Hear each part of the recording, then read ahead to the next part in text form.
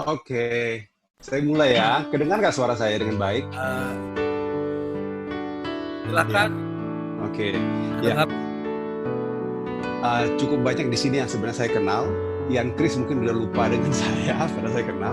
Oke, malam hari ini saya bersyukur untuk boleh ikut sharing di dalam satu fellowship yang sangat indah seperti yang kita miliki malam hari ini ya. Saya ingin memulai uh, dengan yang tadi Robert doakan, bahwa kehidupan kita dalam Tuhan itu selalu harus bicara tentang kerinduan kita untuk mengenal Tuhan.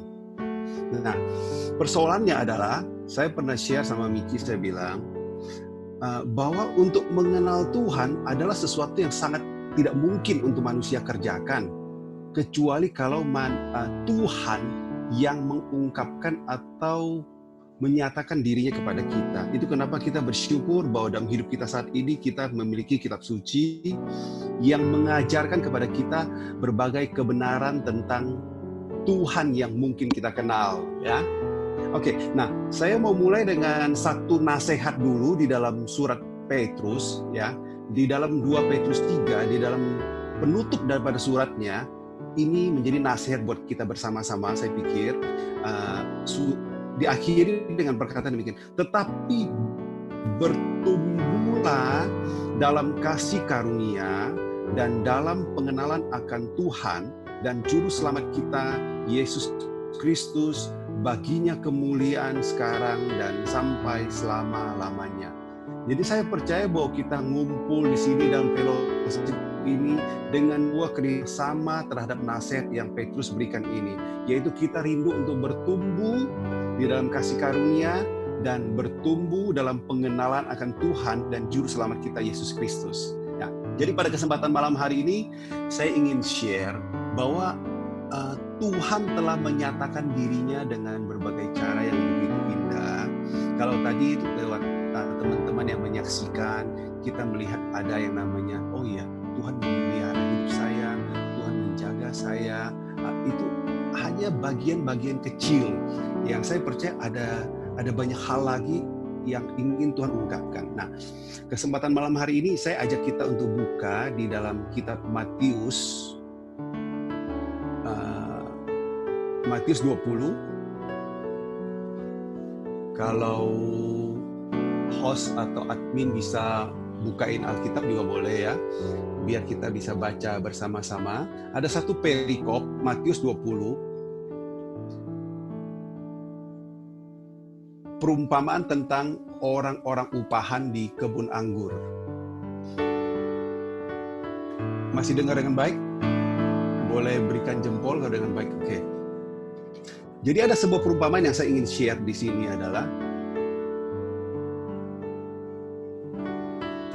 di dalam ayat, thank you. Di dalam perikop ini kita baca aja karena buat saya firman Tuhan ada hal yang sangat penting. Adapun hal kerajaan sorga sama seperti seorang tuan rumah yang pagi-pagi benar keluar mencari pekerja-pekerja untuk kebun anggurnya. Jadi ayat 1 sudah menceritakan bahwa ini bicara tentang kerajaan surga. Ya, sama seperti seorang tuan. Jadi ini bicara tentang tuan rumah daripada kerajaan sorga. Oke? Nah, kemudian yang terjadi adalah dia mencari pekerja. Jadi yang berinisiatif mencari adalah sang tuan rumah. Jadi kita mendapati 3 hal yang sebagai awal kita adalah ini bicara tentang kerajaan sorga, bicara tentang tuan yang punya kerajaan sorga, bicara tentang sang tuan yang pergi mencari pekerja. Nah, yang selanjutnya ini yang saya ingin sharekan. Ya. Setelah ia sepakat dengan pekerja-pekerja itu mengenai upah sedinar sehari, ia menyuruh mereka ke kebun anggurnya. Jadi yang terjadi pertama adalah pagi-pagi dia bertemu dengan pekerja. Dia mencari, dia panggil mereka, dia tentukan gajinya sedinar. Itu kenapa kita tahu bahwa sekarang bahwa upah sehari adalah sedinar. Kemudian ayat 3, kira-kira pukul 9 pagi ia keluar pula dan dilihatnya ada lagi orang lain menganggur di pasar. Katanya kepada mereka, pergi jugalah kamu ke kebun anggurku dan apa yang pantas akan kuberikan kepadamu, dan mereka pun pergi. Hal yang sama terjadi, kira-kira pukul 12 dan pukul 3 petang ia keluar dan melakukan sama seperti tadi. Kira-kira pukul 5 petang Ia keluar lagi dan mendapati orang-orang lain pula. Lalu katanya kepada mereka, "Mengapa kamu menganggur saja di sini sepanjang hari?" Kata mereka kepadanya, "Karena tidak ada orang mengupakan." Katanya kepada mereka, "Pergi jugalah kamu ke kebun anggurku." Jadi kita di sini lihat sebuah narasi cerita bahwa sang tuan rumah, sang pemilik kerajaan sorga mengumpamakan dirinya seperti seorang tuan daripada pemilik kebun anggur. Kemudian pagi-pagi benar dia mulai mencari pekerja, kemudian bertahap jam 9, jam 12, jam 3, sampai terakhir yang jam 5 sore, 5 petang. Kemudian saya lanjutkan dengan ayat 8. Ketika hari malam, tuan itu berkata kepada mandornya, "Panggillah pekerja-pekerja itu dan bayarlah upah mereka, mulai dengan mereka yang masuk terakhir hingga mereka yang masuk terdahulu." Nah, ini ada sebuah statement, yang terakhir sampai yang terdahulu. Maka datanglah mereka yang mulai bekerja kira-kira pukul 5 dan mereka menerima masing-masing 1 dinar. Yang masuk 5 sore, yang 5 petang, menerima ternyata 1 dinar. Kemudian datang mereka yang masuk terdahulu, sangkanya akan mendapat lebih banyak. Yang terdahulu ini adalah yang tadi pagi-pagi benar. Tetapi mereka pun menerima masing-masing 1 dinar. Jadi kita mendapati dari pagi sampai yang sore, semua terima 1 dinar. Ketika mereka menerimanya, mereka ini adalah orang yang terima, yang dipanggil paling pagi, yang dicari paling pagi. Mereka bersungut-sungut kepada Tuhan itu. Katanya, mereka yang masuk terakhir ini hanya bekerja 1 jam. Berarti kita mendapati jam 6 sore terakhir bekerja, karena mereka masuk jam 5 ya. Cuman kerja 1 jam, dan engkau menyamakan mereka dengan kami. Kami adalah orang yang telah bekerja sehari suntuk, bekerja berat dan menanggung panas terik matahari. Jadi saya perkirakan kelompok yang bersungut-sungut ini adalah yang mungkin masuk kerja jam 6 pagi. Nah, sekarang saya mau ajak kita melihat tentang Tuhan yang memperkenalkan dirinya. Ya. Tetapi Tuhan itu menjawab seorang dari mereka, "Saudara, aku tidak berlaku tidak adil terhadap engkau. Bukankah kita telah sepakat sedinar sehari? Ambillah bagianmu dan pergilah. Aku mau memberikan kepada orang yang masuk terakhir ini sama seperti kepadamu. Tidakkah aku bebas mempergunakan milikku menurut kehendak hatiku? Atau iri hatikah engkau karena aku murah hati?" Demikianlah orang yang terakhir akan menjadi terdahulu, dan yang terdahulu akan menjadi yang terakhir. Oke, jadi perikop ini kita sudah baca dengan lengkap. Kita mendapati jadi satu narasi cerita tentang sang tuan yang mencari. Itu pertama saya mau katakan. Kemudian tadi saya bilang Tuhan memperkenalkan dirinya dengan caranya. Nah, dia cerita lewat ayat 8 tadi bagaimana dia memberikan kepada orang yang masuk terakhir pun dengan hal yang sama. Nah, saya mau bilang begini. Kalau tadi kita sempat berkata soal Abba Love misalnya ya, saya bilang demikian juga ahli Taurat atau orang-orang, saya katakanlah misalnya umat Israel yang pertama sebagai bangsa terpilih gitu. Mereka adalah orang-orang yang kepadanya dipercayakan firman, yang kepadanya dipercayakan sebagai umat pilihan Allah. Tetapi justru mereka tidak menjadi orang yang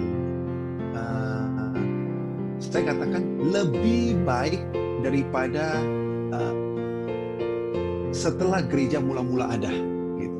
Justru waktu Kristus datang, mereka tidak menjadi orang yang melihat Kristus sebagai pribadi yang dahsyat. Nah, cerita di sini akan membuat kita mengerti pergumulan-pergumulan yang kita hadapi hari-hari ini. Ya. Nah, saya mau mulai dengan bagian ini dulu. Saudara, aku tidak berlaku tidak adil terhadap engkau. Bukankah kita telah sepakat sedinar sehari? Nah, saya mau bilang begini. Seringkali Tuhan kita adalah Tuhan yang menepati janji. Itu yang harus kita ketahui. Ikan pekerja ini 1 dinar sehari, itu yang dia berikan kepada mereka. Ya. Seringkali orang yang telah melihat keadilan Tuhan, dia akan puas dengan keadilan itu sendiri. Ya, oh, saya bersukacita bahwa Tuhan yang saya kenal adalah Tuhan yang adil. Tapi Tuhan yang menunjukkan dirinya lewat Kristus Yesus bukan cuma selesai sampai di situ. Seringkali kalau kita ngomong nih, saya ngomong sedikit keluar daripada kekristenan. Kita melihat wajah Tuhan yang coba diperkenalkan di dalam berbagai kepercayaan yang lain, selalu muncul yang paling dominan adalah Tuhan yang adil, betul? Ya, itu kenapa kita mengenal ada namanya hukum karma. Ya, kalau kebaikanmu lebih daripada kejahatanmu, ya, engkau akan berkenan kepada Tuhan. Ya, jadi bicara keadilan Tuhan itu adalah tema yang boleh dibilang semua orang memahami. Ya, di dalam Yudaisme memahami. Nah, cuman persoalannya Tuhan yang menyatakan dirinya dalam Kristus Yesus tidak selesai di situ. Tadi dalam kesaksian Randy ya yang di Qatar bercerita bahwa Tuhan kita juga Tuhan yang berdaulat. Ya, itu kenapa ayat 15 berkata, "Tidakkah aku bebas mempergunakan milikku menurut kehendak hatiku?" Tuhan adalah selain Tuhan yang adil, juga adalah Tuhan yang berdaulat. Sehingga waktu dia memanifestasikan kuasanya, memanifestasikan kehendaknya, dia tidak dipengaruhi oleh pendapat siapapun. Ya. Ada orang yang mungkin akan berkata, engkau tidak adil. Dia tidak dipengaruhi oleh itu. Keadilannya sudah dia buktikan dengan memenuhi janjinya. Sekarang kita lihat bahwa di dalam kehendak bebas Tuhan, itu di dalam kuasa dan kedaulatannya, dia berhak mengeksekusi apa yang menjadi keinginannya. Dan keinginannya itu yang hari ini kita belajar lagi. Itu yang kita temakan namanya kasih karunia. Ya.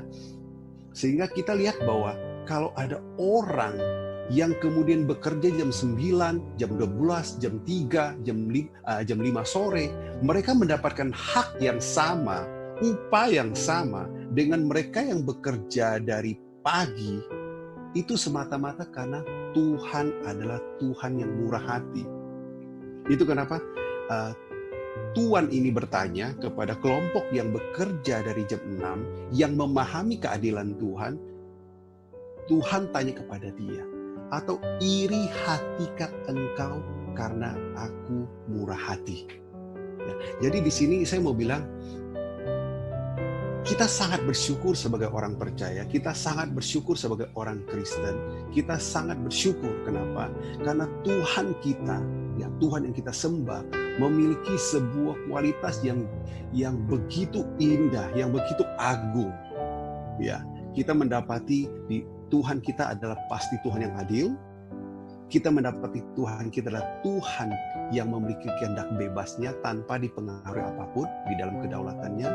Dan kita juga mendapati Tuhan kita adalah Tuhan yang bermurah hati. Di dalam kemurahan hatinya lah yang seringkali sulit. Saya katakan sulit. Itu menjadi pergumulan dan perjuangan kita untuk kita menceritakan kemurahhatian Tuhan. Kalau bicara keadilan Tuhan, saya pikir mungkin banyak orang memahami.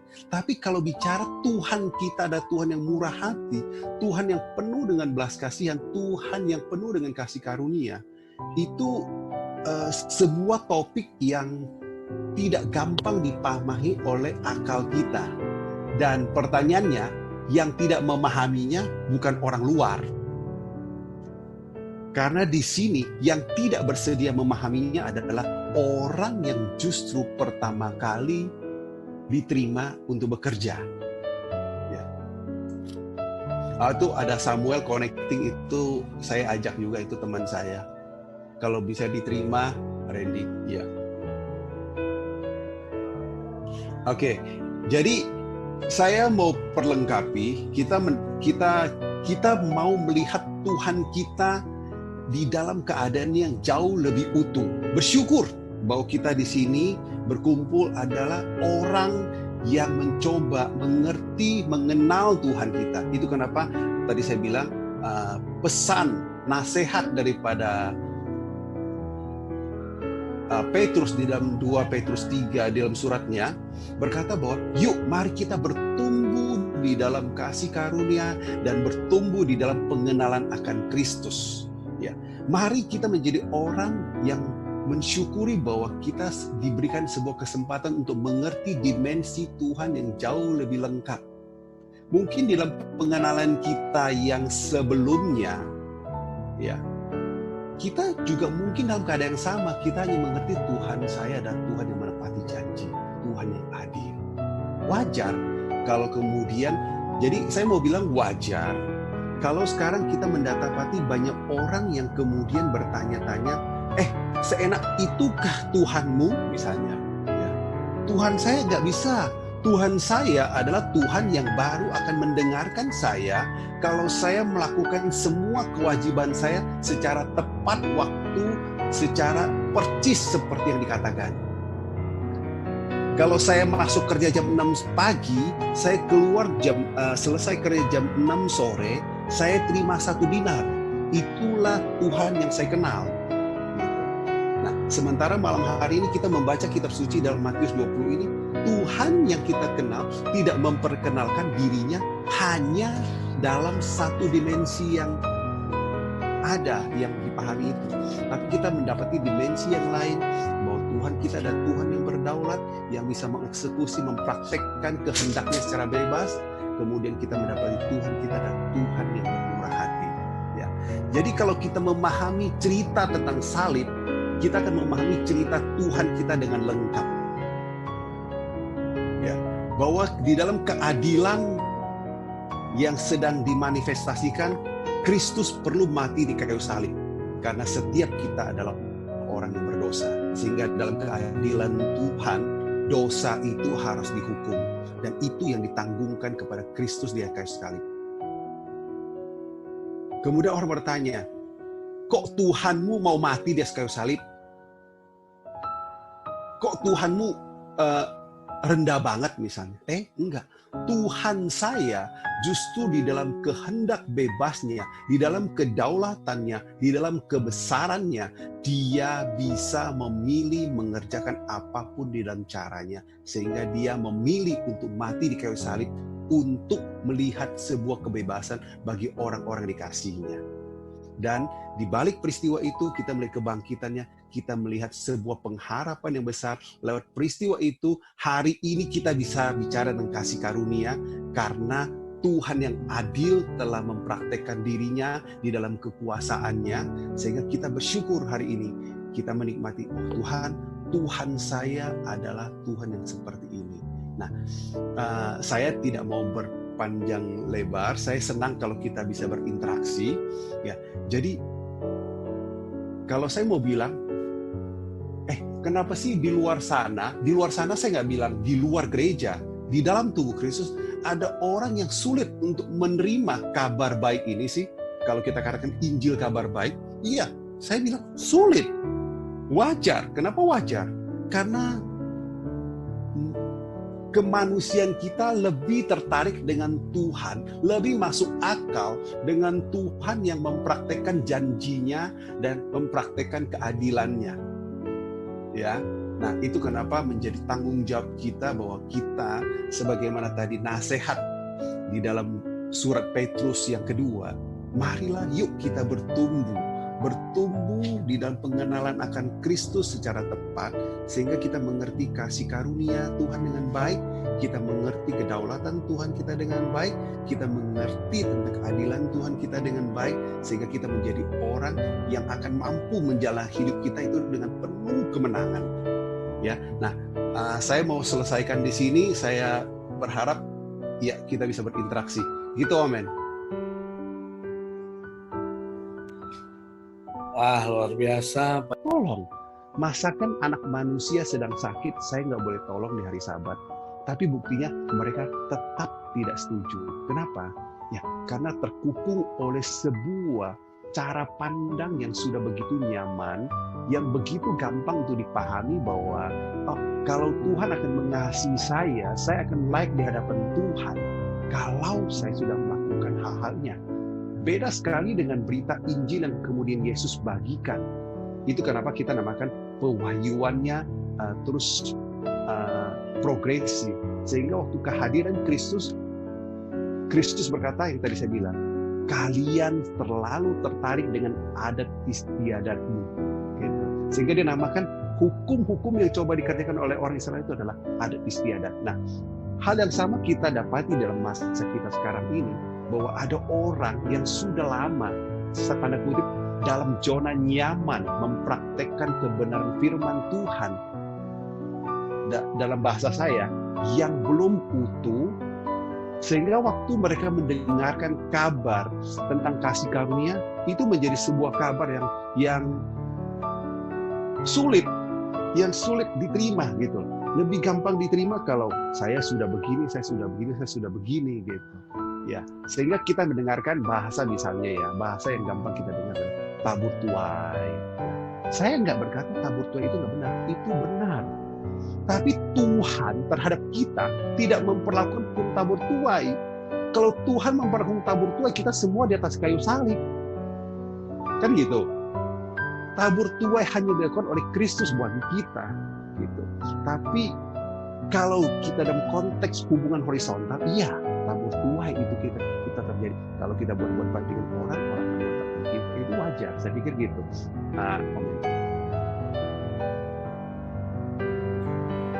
Menarik ya. Injil kasih karunia, Injil Yesus Kristus.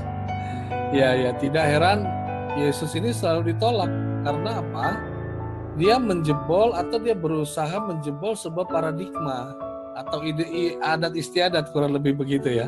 Yeah. Adat istiadat di zaman itu lebih dihormati. Contohnya mencuci tangan misalnya sebelum makan. Lalu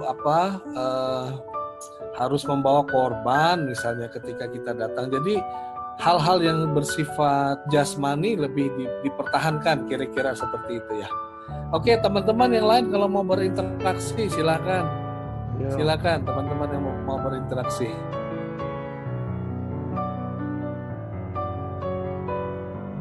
Kalau nanti ada yang mau ngomong, silakan Project. Ya, kalau ada yang mau ngomong langsung aja di unmute sendiri, kemudian langsung ngomong aja, biasa nggak perlu angkat tangan.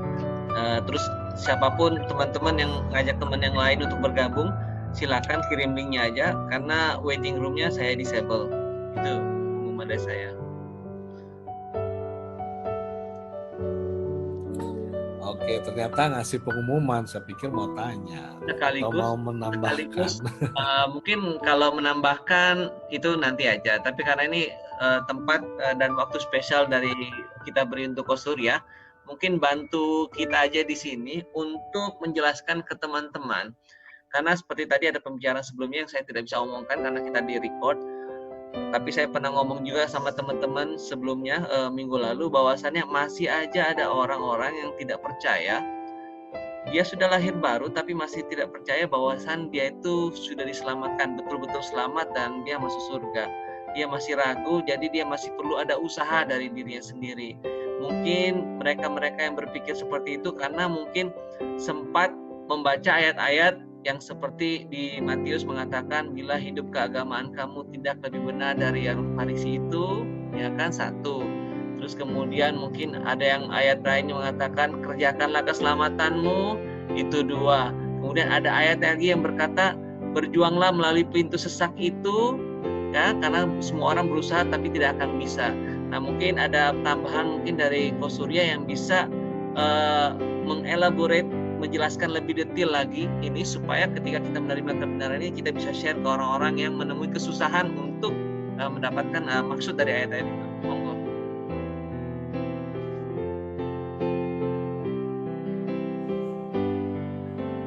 Sorry, saya mute lagi.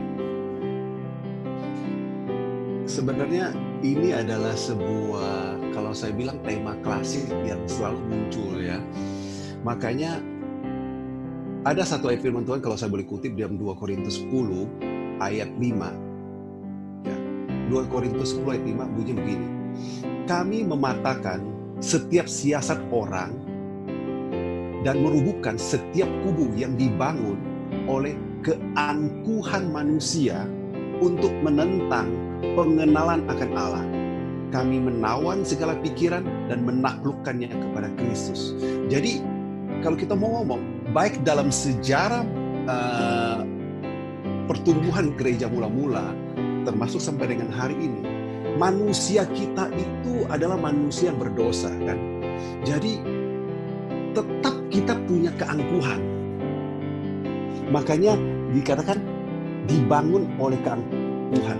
Nah, keangkuhan inilah yang kemudian kita merasa bahwa saya harus menjadi orang yang layak. Bahwa ada tugas, ada bagian saya, ada kualitas saya yang membuat saya masuk dalam kualifikasi itu.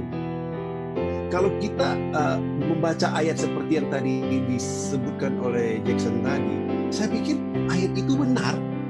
Kalau hidup keagamaan nggak lebih benar daripada orang Farisi. Apakah artinya saya harus lebih benar? Saya pikir benar. Tapi apakah pertanyaan yang menjadi muncul adalah, kamu sanggup nggak? Kan gitu. Ya kan?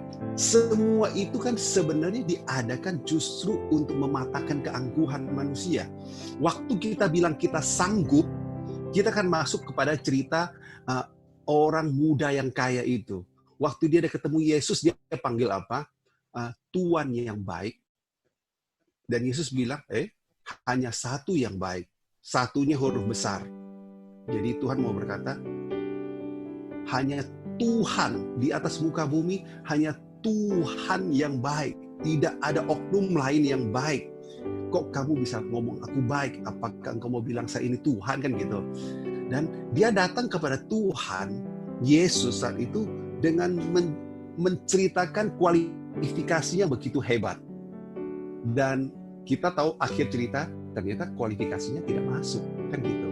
Nah, ujung cerita semua itu adalah bahwa keinginan manusia kita adalah selalu ingin memberi makan rasa angku kita.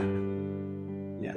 Kenapa Injil itu perlu kita sampaikan dengan jelas, sejelas-jelasnya. Karena Injil, saya rasa setiap kita di sini juga merasakan hal yang sama. Waktu kita mengenal kasih Kristus, waktu kita mengenal keadilan Tuhan, kalau kita mengenal kuasa Tuhan, waktu kita mengenal kemurahhatian Tuhan, kasih karunia Tuhan, kita kan menjadi orang yang tahu diri. Kita kan tidak akan menyisakan sebuah rasa angku, gitu, bahwa saya berlayak, bahwa kalau dalam bahasa tadi yang kita selalu muncul adalah pengorbanan Kristus belum cukup, gitu, ya kan? Waktu kita bilang pengorbanan Kristus belum cukup, kan berarti saya perlu berkontribusi di situ, kan? Nah, itu kan sadar nggak sadar di dalam diri kita itu adalah muncul, saya memang perlu kesombongan, keangkuhan, gitu. Jadi manusia selalu ingin memberi makan keangkuhan. Nah, kalau kita memahami ini, waktu kita bertemu dengan penebusan Kristus yang seperti ini, kita kan menjadi tahu diri, gitu. Sehingga lagunya muncul, siapakah aku, kan? Siapakah ini Tuhan, gitu. Kok aku begitu diperhatikan ya Tuhan? Apa sih? Apa yang Tuhan anggap saya boleh berlayak memperolehnya? Nggak ada. Ya kan? Waktu kita mengerti nggak ada, kita tahu kenapa saya sombong. Itu kenapa berita Injil itu disampaikan agar kita bisa mengalami pengenalan akan Kristus, sehingga segala pikiran yang tidak benar kita bisa taklukkan di bawah Kristus. Itu yang terjadi sama, saya percaya, sebagian besar dari kita di tempat ini. Ya, gitu. Nah, bagus sekali ya penjelasannya. Ini semua direkam. Jadi seperti itu, saya bilang, jika hidup keagamaanmu itu kadang-kadang ayat seperti itu yang membuat apabila mereka yang membaca dan mendengar itu mungkin jadi kabur, kemudian dia jadi tidak firm ya, bahkan dia sudah diselamatkan. Dan juga mungkin Ko Surya bisa mengupas juga ayat yang lain yang kadang-kadang membuat orang itu dan bahkan dipakai oleh saudara sepupu kita itu untuk menyerang kita juga, ya. Seperti oke, kamu selamat, tapi jangan lupa kamu kan disuruh mengerjakan keselamatan. Kita semua udah tahu artinya ini, tapi kadang-kadang orang tuh masih berarti aku belum cukup sempurnakah mengerjakan keselamatan.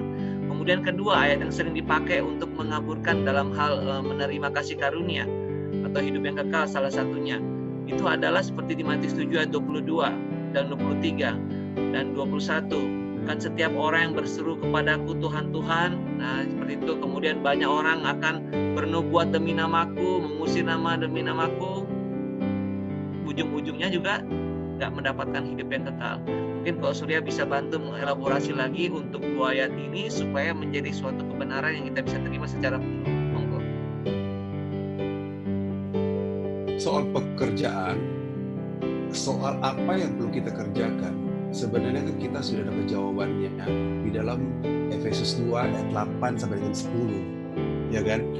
Di situ kita belajar dalam Efesus 2 ayat 8, kita mengerti bahwa konsep keselamatan yang saya kalau ngomong begini, betapa Tuhan, betapa kita itu bersyukur ya kita berkenan Kristus.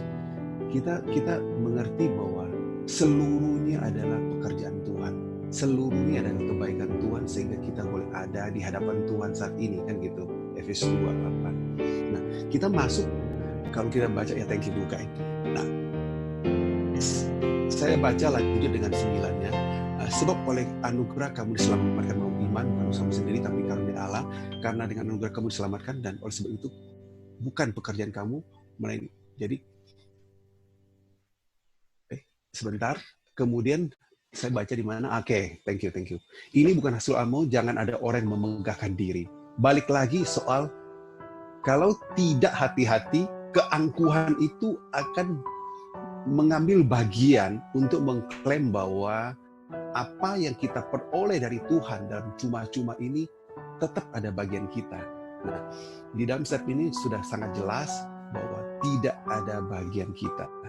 Nah, soal pekerjaan, kita kan bisa baca di dalam ayat 10. Karena kita ini buatan Allah, diciptakan dalam Kristus Yesus untuk melakukan pekerjaan baik yang dipersiapkan Allah sebelumnya. Ia mau supaya kita hidup di dalamnya. Jadi, saya setuju bahwa kita perlu mengerjakan keselamatan kita dengan takut dan gentar. Tapi pekerjaan itu bukan pekerjaan yang kita kerjakan karena kita takut kehilangan keselamatan. Tapi pekerjaan itu adalah sebuah pekerjaan yang kita kerjakan karena Kristus yang telah menyediakan pekerjaan itu. Yang Tuhan sudah persiapkan buat kita kerjakan. Kan gitu. Nah, waktu kita kerjakan, apa sih? Kita kan, waktu kita memahami anugerah Tuhan, kita kan takjub sama Tuhan. Kita kan kagum dengan Tuhan. Nah, itu yang rasa yang buat saya yang paling menguasai saya. Nah, waktu kita kagum dan takjub dan segan, itu adalah ekspresi yang paling tepat untuk berkata takut dan gentar. Bukan takut dan gentar karena Tuhan saya adalah Tuhan yang menghukum, bukan. Gitu. Karena hukuman itu sudah diberikan. Tapi betapa saya kagum, betapa saya bangga bahwa pekerjaan ini sekarang ada, itu dipersiapkan, mari saya kerjakan. Gitu. Nah, bicara yang Matius yang soal bahwa bukan orang setiap yang berseru-seru padahal dia sudah melakukan pekerjaan Tuhan. Itu bukan ya, Jackson ya?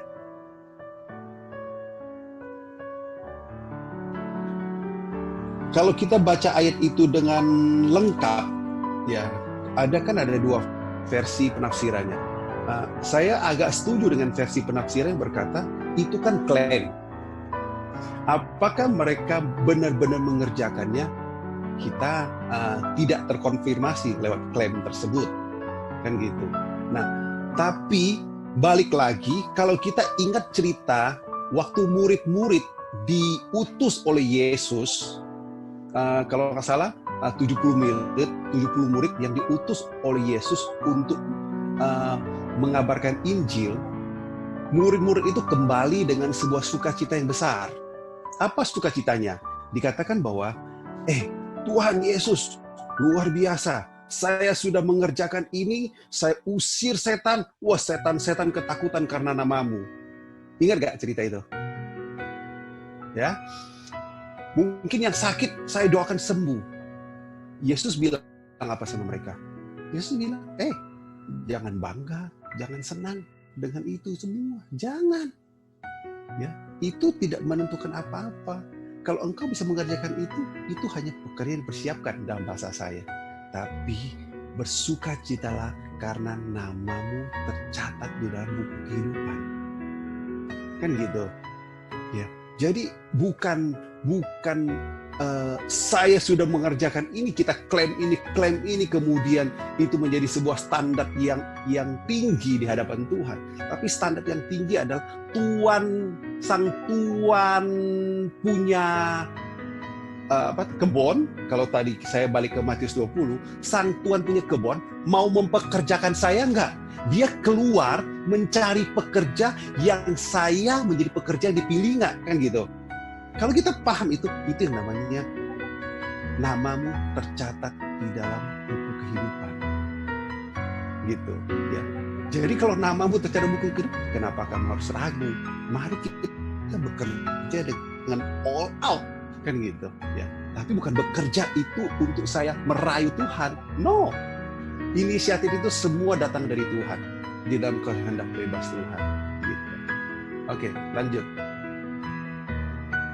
Bagus sekali ya. Jadi sengaja saya mau bertanya ini kepada Coach Surya karena seminggu sebelumnya saya membawakan sharing khotbah tentang kasih karunia. Jadi setidaknya ada satu orang ya hari ini Coach Surya yang menumbuhkan apa yang sudah saya share ya minggu lalu. Kayak saya cuma mau bilang untuk teman-teman kalau misalnya punya saudara atau teman-teman yang lain yang masih ragu-ragu kasih karunia Tuhan tuh ada sama dia atau enggak, ya apa yang sudah kita dengar inilah yang nanti kita bagikan. Makanya bagus banget ya di situ dibilang kerjakanlah keselamatanmu ya, bukan dia bilang kerjakanlah supaya kamu mendapatkan keselamatan. Jadi sebenarnya itu kan sudah menjadi tolak ukur kita. Oke, makasih Coach Surya untuk penjelasannya. Ya silakan Bro Omen, mungkin ada yang lain mau bertanya. Baik bro, saya dulu bro. Oke, silakan Bro Robert. Ini sangat menarik sekali. Kalau kita baca kembali di ayat 20 dari awal ini kan ujungnya awalnya kan menceritakan tentang hal kerajaan surga. Jadi sebenarnya nilai kerajaan surga kah? Karena saya tertarik dengan ayat terakhir gitu, apa yang demikian orang yang terakhir akan menjadi yang terdahulu dan terdahulu akan menjadi yang terakhir. Jadi ini kan tentang kerajaan surga. Apakah ini tentang nilai maksudnya kan? Nilai dalam kerajaan surga atau adapun hal kerajaan ini karena awalnya kan memang cerita tentang hal kerajaan surga gitu. Adapun hal kerajaan surga sama seperti seorang tuan rumah. Jadi kita dari awalnya ini kan tentang perumpamaan kerajaan surga itu seperti ini loh. Nah jadi saya cuma agak diperjelas maksudnya bahwa ini berita tentang nilai-nilai kah di dalam kerajaan surga ataukah apa nih? Karena memang saya tahu tadi yang dibilang Dr. tadi kan tentang yang budaya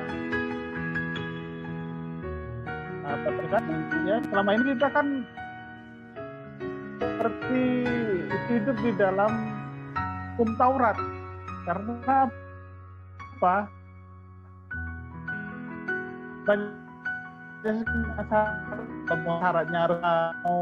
Syaratnya seperti inilah, kita diperhadapkan dengan persyaratan yang membuat kita pusing akhirnya. Walaupun awal-awalnya kita ngikutin gitu ya.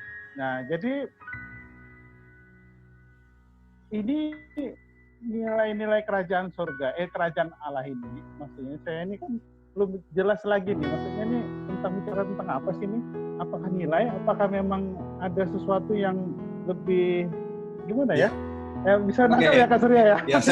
Karena saya tertarik dengan ayat terakhirnya ini gitu. Saya jawab. Sebenarnya menggambarkan apa gitu? Ya, saya jawab. Seperti di dalam doa kamu yang awal, Robert, saya bilang, kamu berdoa agar kita mengenal Tuhan lebih lagi. Jadi bicara Matius 20 itu jelas itu dikatakan perumpamaan kerajaan sorga, diumpamakan seperti tuan yang punya usaha kebun, ya. Jadi ini bukan bicara nilai, tapi ini bicara tentang karakter atau kualitas atau atribut kalau dalam bahasa lainnya dalam sermon. Jadi kita mengerti tentang, kalau saya bilang karakter lah bahasa yang paling gampang. Karakter daripada sang empunya kerajaan. Kalau di sini kan tentang sang tuan yang punya kebun, ya.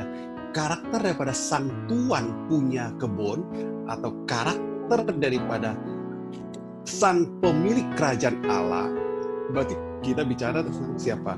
Kita sedang bicara tentang karakter Allah. Tadi saya udah bilang bahwa tidak mungkin kemanusiaan kita bisa mengerti karakter Allah kalau Allah tidak mengungkapkan dirinya kepada kita secara tepat. Nah, di dalam narasi ini, Matius 20 ini, kita mendapati ada 3, kalau saya katakan 3, tentu kalau kita menguraikan dapat lebih, 3 yang paling utama yang secara eksplisit disebutkan. Pertama dikatakan bahwa Allah kita adalah Allah yang menepati janji, Allah yang adil.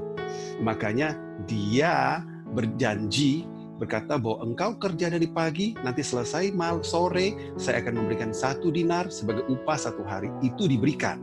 Jadi dalam konteks ini saya tidak berkata bahwa yang Sapi Robert bilang bahwa hidup kita sekarang penuh dengan aturan-aturan. Saya tidak sedang bilang aturan itu tidak baik. Mau nikah ada aturan, harus dong. Misalnya kantor ada aturan, ya iya dong. Bayangin kalau kita kerja nggak ada aturan, ya kan? Tapi tidak lengkap kalau kita memahami Tuhan kita adalah Tuhan yang dengan aturan. Itu kenapa tadi saya bilang dalam peristiwa orang yang jam 6 pagi bekerja sampai jam 6 sore, Tuhan katakan, aku sudah berlaku adil. Apa yang aku janjikan sesuai dengan aturan itu sudah saya berikan. Nah, itu yang karakter pertama yang kita pahami. Yang kedua, dikatakan bahwa dia bertanya, apa aku tidak bebas mengeksekusi, memberikan apa yang menjadi milikku untuk aku berikan kepada orang seturut dengan kehendakku. Jadi kita mendapati Tuhan kita adalah Tuhan yang punya kedaulatan di dalam ekspresinya, bahwa dia tidak ditentukan oleh apapun juga saat dia ingin mengekspresikan kedaulatannya. Nah, itu yang membuat sulit dipahami oleh orang, kok Tuhan mau ya mati buat manusia misalnya. Ya, itu ada bisa terjadi, kenapa? Karena dalam kedaulatannya, di dalam mahkuasanya. Kok Tuhanmu bisa jadi manusianya? Iya, bisa. Kenapa? Karena dia adalah Tuhan yang berdaulat, kan gitu. Nah, yang karakter ketiga di dalam narasi ini adalah bahwa Tuhan kita adalah Tuhan yang murah hati. Yang Jackson tadi katakan adalah yang penuh dengan ekspresi kasih karunia. Itu kenapa orang yang kerja jam 5 sore itu adalah sempurna.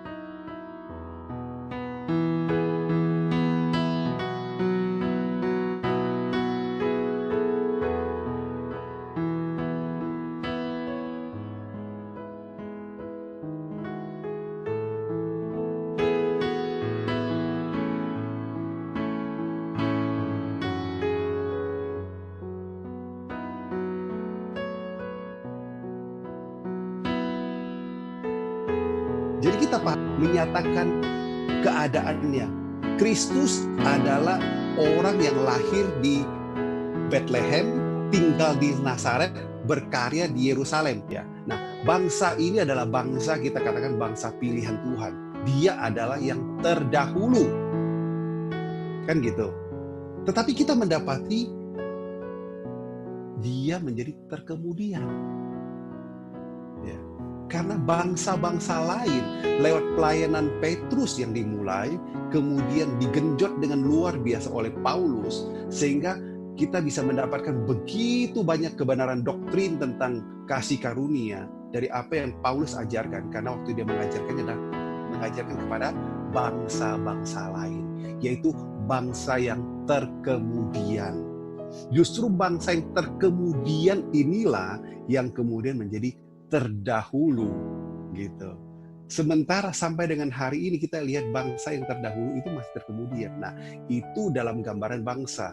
Tapi kenyataan kita hadapi juga sekarang ini, tadi saya share. Ada banyak orang yang sudah memahami Tuhan, sudah ikut Tuhan sekian lama, ya, mereka tetap terkukung di dalam sebuah pemahaman bahwa Tuhan itu harusnya begini aja, gitu. Tuhan itu harusnya ya adil, ya. Saya sulit untuk memahami Tuhan itu murah hati, gitu. Nah, kita yang kemudian memahami keadilan Tuhan, kedaulatan Tuhan, dan kemurahhatian Tuhan, kasih karunia Tuhan, kita yang menjadi orang yang tadi terkemudian menjadi terdahulu, gitu. Ya, mungkin saya coba perjelas seperti itu, Robert. Lebih kepada konteks Yesus berbicara kepada orang Israel ya, ketika Yesus menyampaikan itu ya, Coach Ria ya. Tapi kalau tadi bisa saya ambil benang merahnya, itu juga bisa berbicara kepada orang-orang yang mungkin lebih dulu memperkenalkan kita kepada Tuhan, tetapi terbelenggu juga akhirnya oleh sebuah konsep atau sebuah pemikiran perbuatan itu tadi. Ya, jadi artinya bahwa ada kualifikasi tertentu untuk kita bisa mendapatkan kemurahan Tuhan. Nah, ini menarik, Coach Surya. Ada sebuah statement atau sebuah pernyataan yang kita udah dengar dari dulu, bahkan sejak kita kuliah mungkin kita dengar. Jadi begini, untuk mendapatkan keselamatan itu gratis. Tetapi janji Tuhan itu ada syaratnya. Nah, itu menurut Coach Surya gambaran yang secara penuh seperti apa?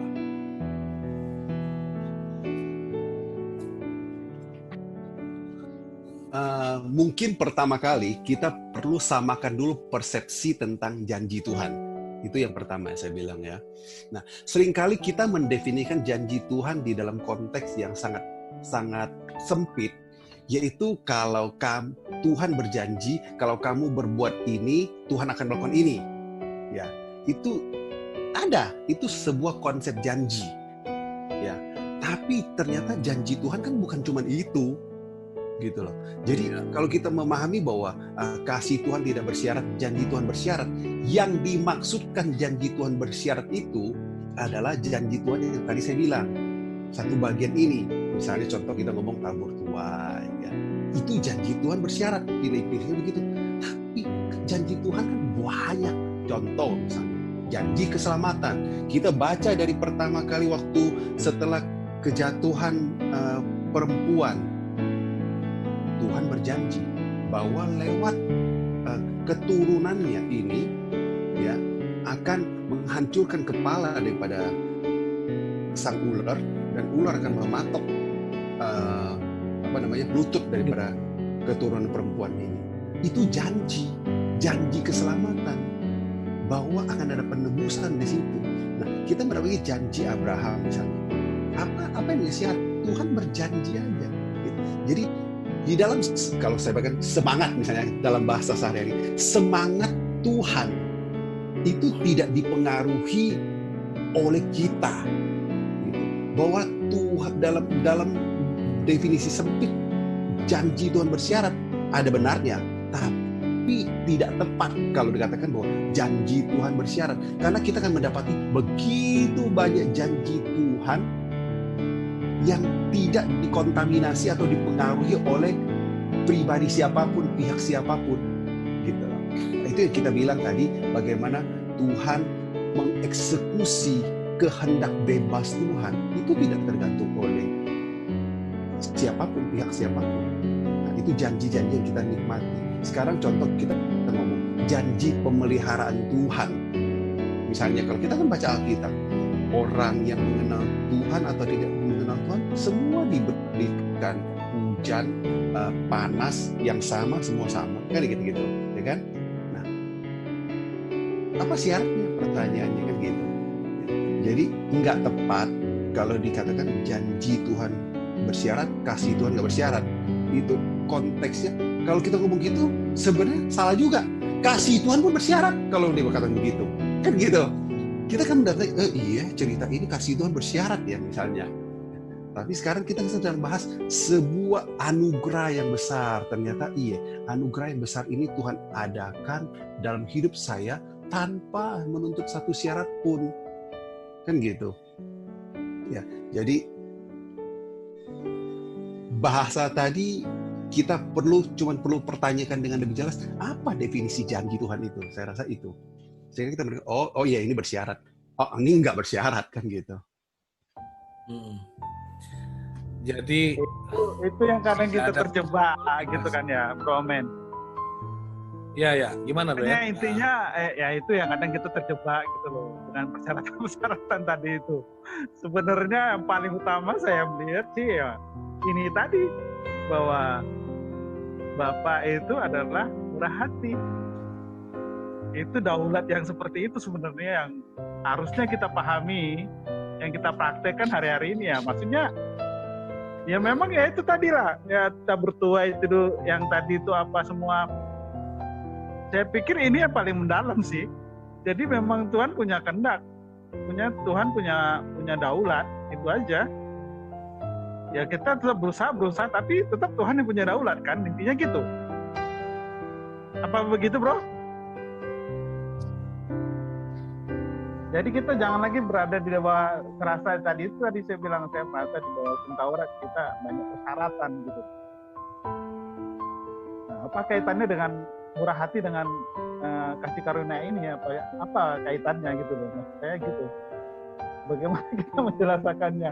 Jadi biar hidup kita ini lebih gimana ya? Lebih terarah gitu kan?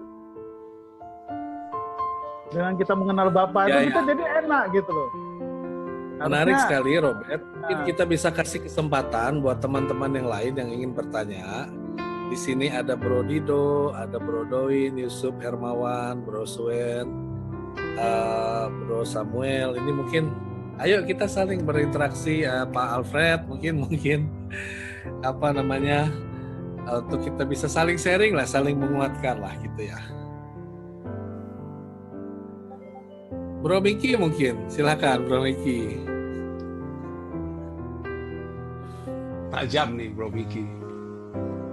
silakan.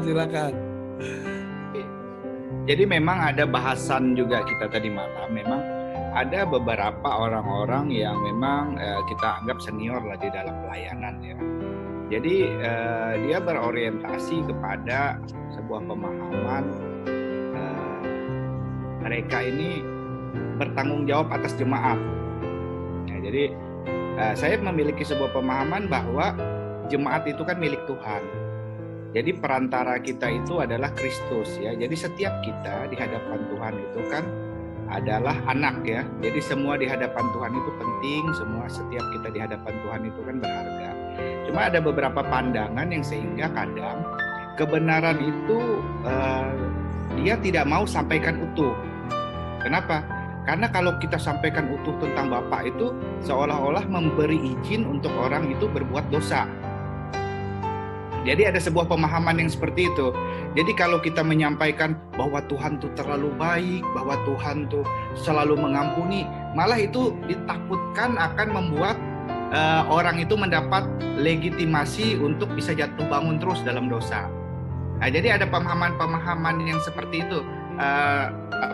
Ko Surya gimana kok kalau pandangan Ko Surya terhadap upaya-upaya yang dalam tanda kutip itu kan semangatnya baik dalam rangka untuk orang-orang itu merasa bertanggung jawab atas sebuah jemaat sehingga dia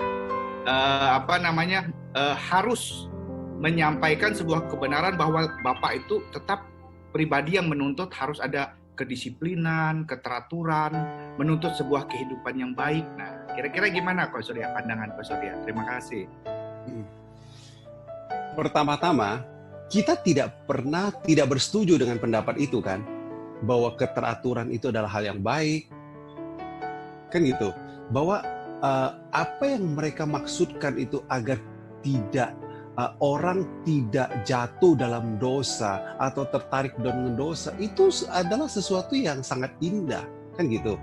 Nah, kemudian waktu sebuah istilah saya apa ya? sebuah pemikiran atau sebuah pendapat atau sebuah argumen dibangun bahwa orang yang mengenal Tuhan secara utuh, kemudian dia menjadi orang yang tertarik dengan dosa.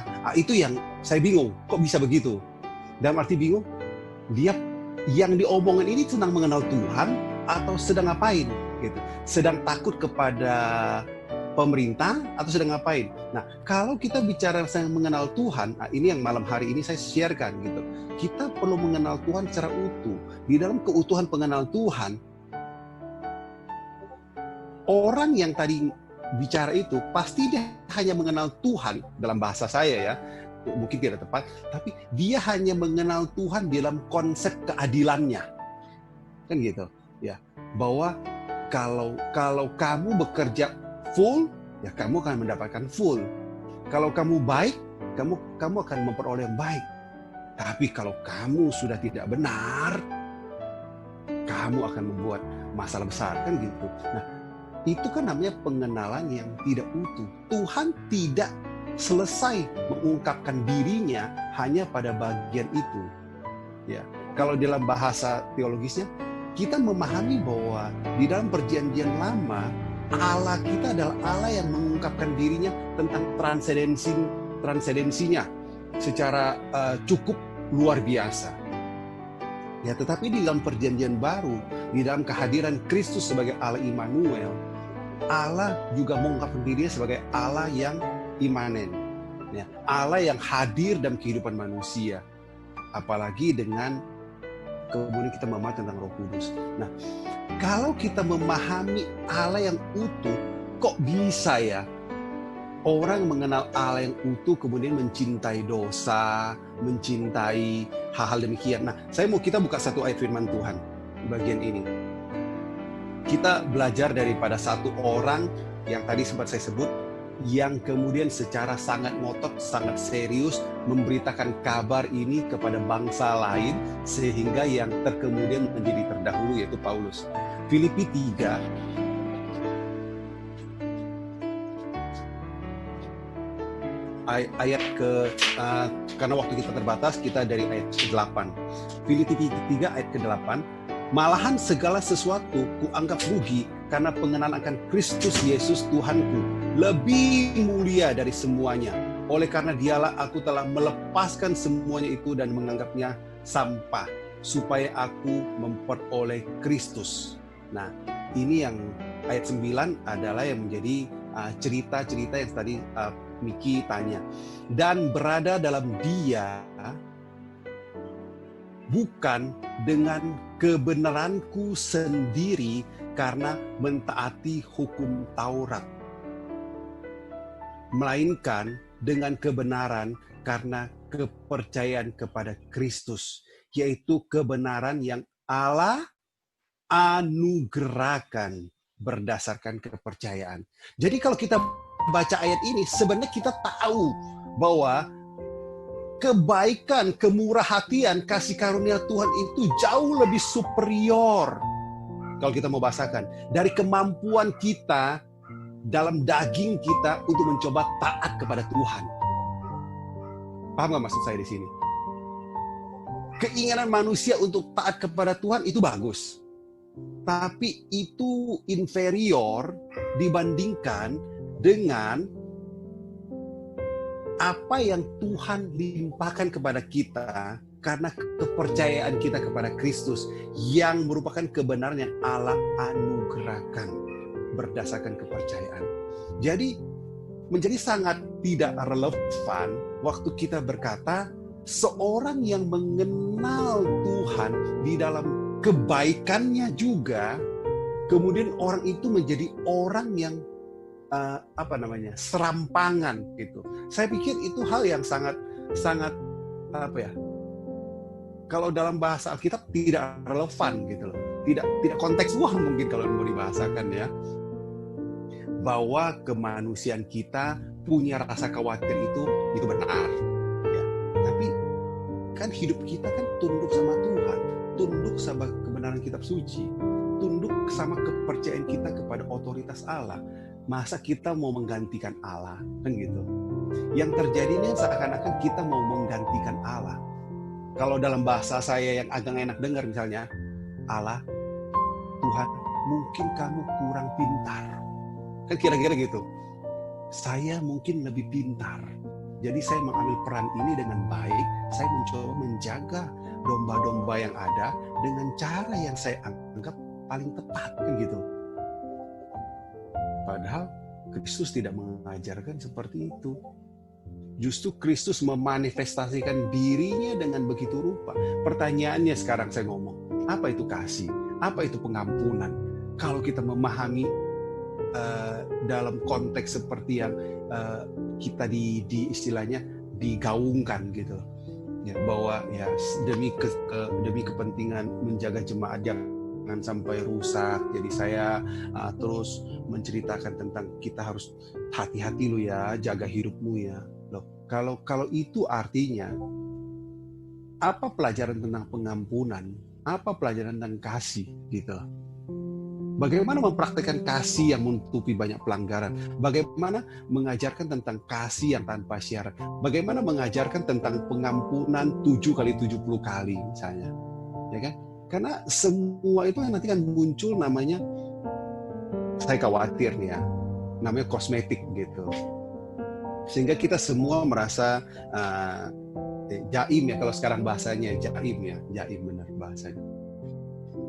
Semua tidak menikmati sesuatu yang baik, tapi jaim seakan-akan semuanya baik.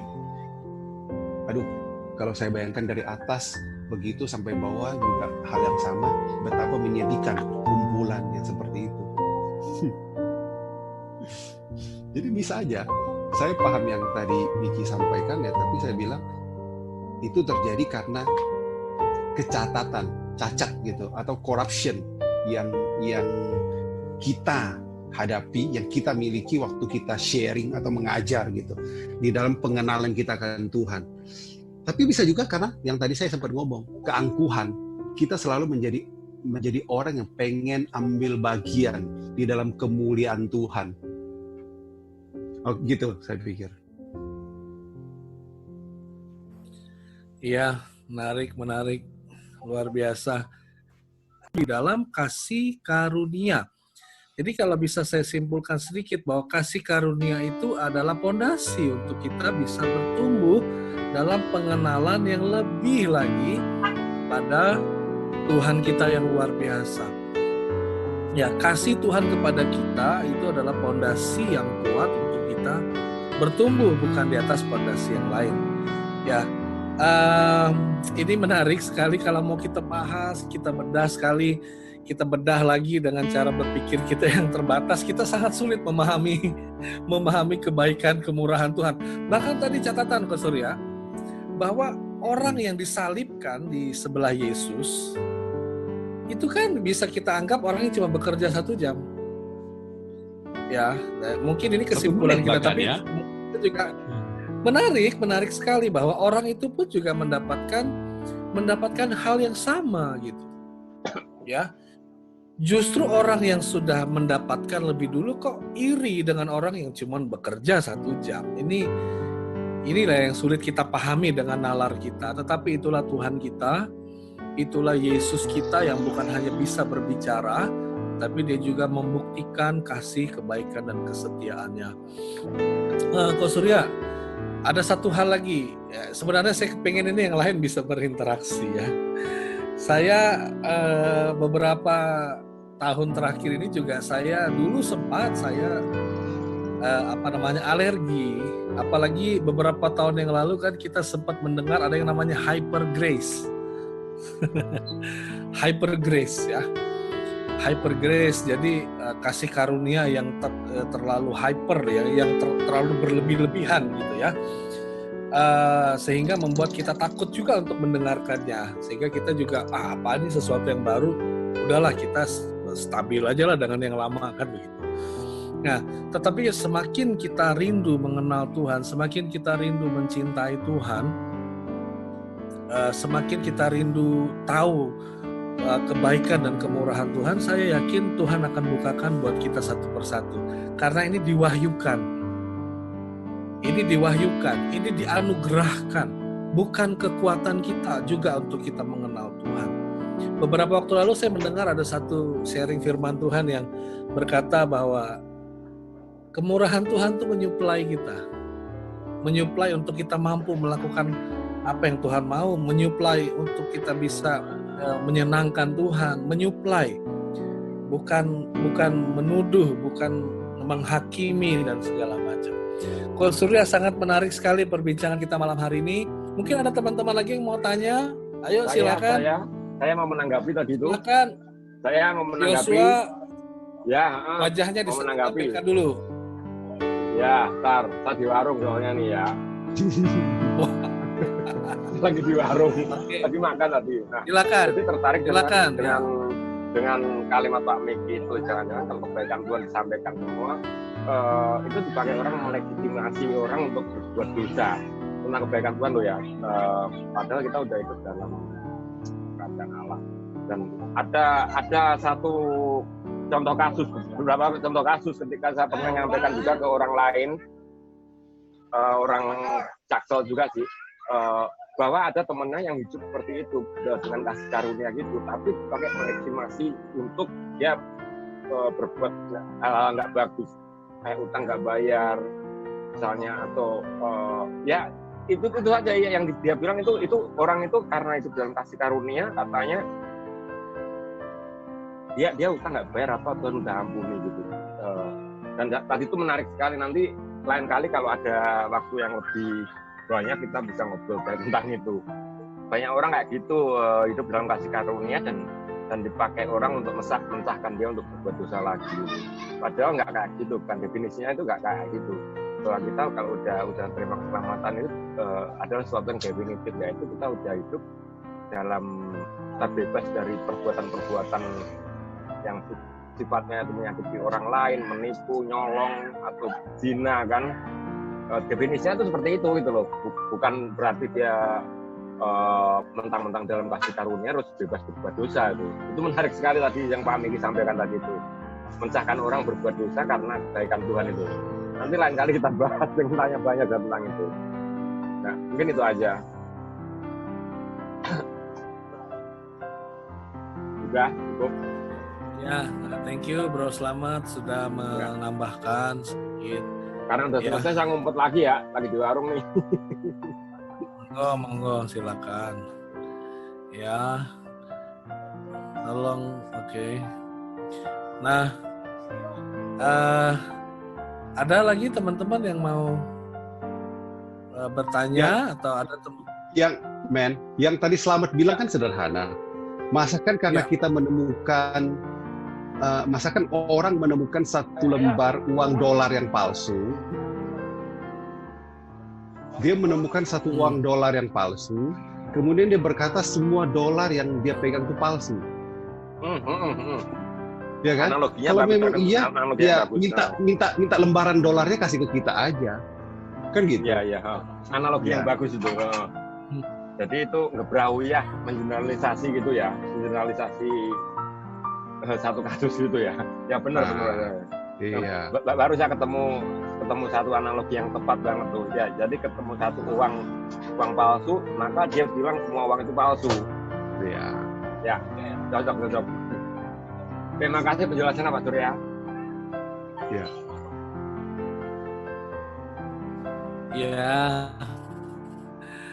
Iya. Selain apa yang Yesus selain apa yang Yesus ajarkan tentang kasih karunia, kan Yesus juga akan betul-betul fokus dan mengajarkan tentang Bapaknya ya, kebaikan, kemurahan Bapaknya ya. Gimana menurut Coach Surya tentang hal ini?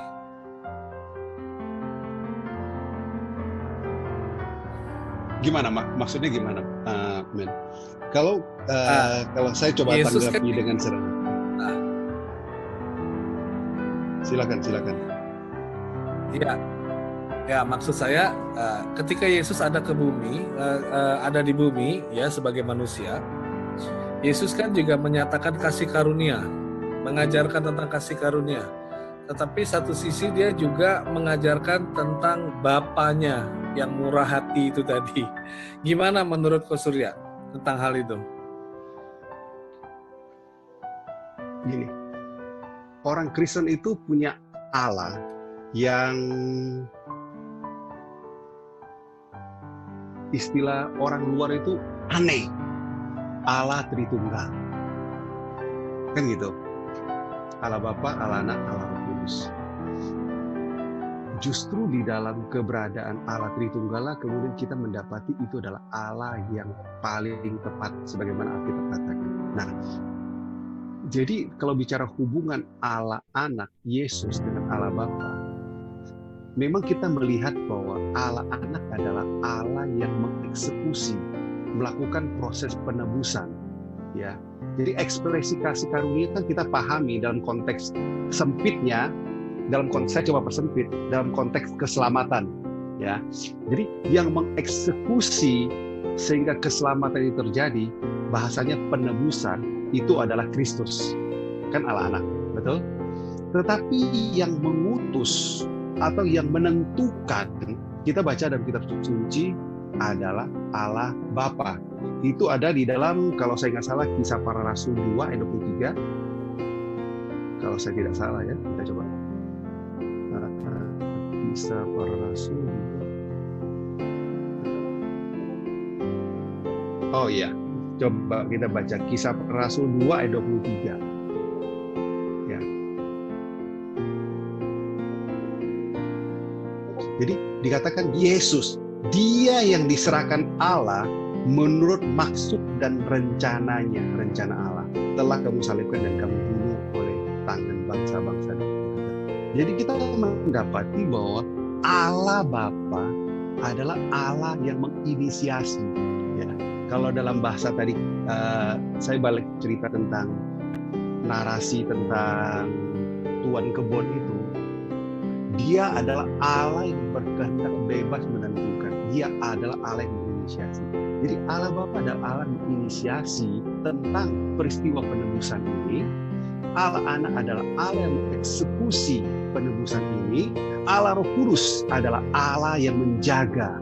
Kenapa kita punya kepastian keselamatan? Karena ada pribadi Roh Kudus yang diutus, yang kemudian hadir dalam setiap orang percaya. Itu yang kita namakan sekarang bahwa kita ada di dalam genggaman tangan Tuhan. Gitu. Jadi sangat wajar kalau kemudian relasi Allah Tritunggal itu begitu indah waktu Yesus di dalam berita kasih karunia-Nya selalu Dia membawa kembali kepada Allah Bapa, ya.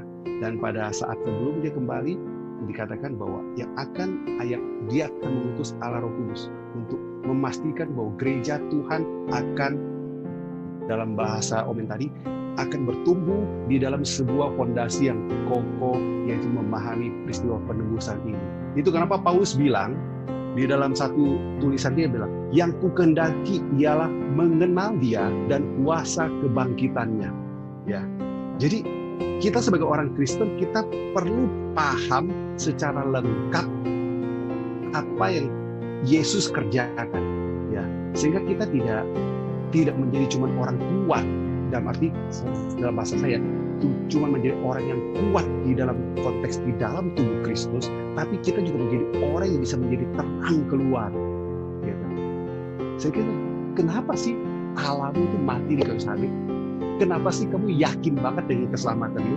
Misalnya, hal itu kan kita selalu dengar, yang lain berkata moga-moga, kalau kita bilang pasti.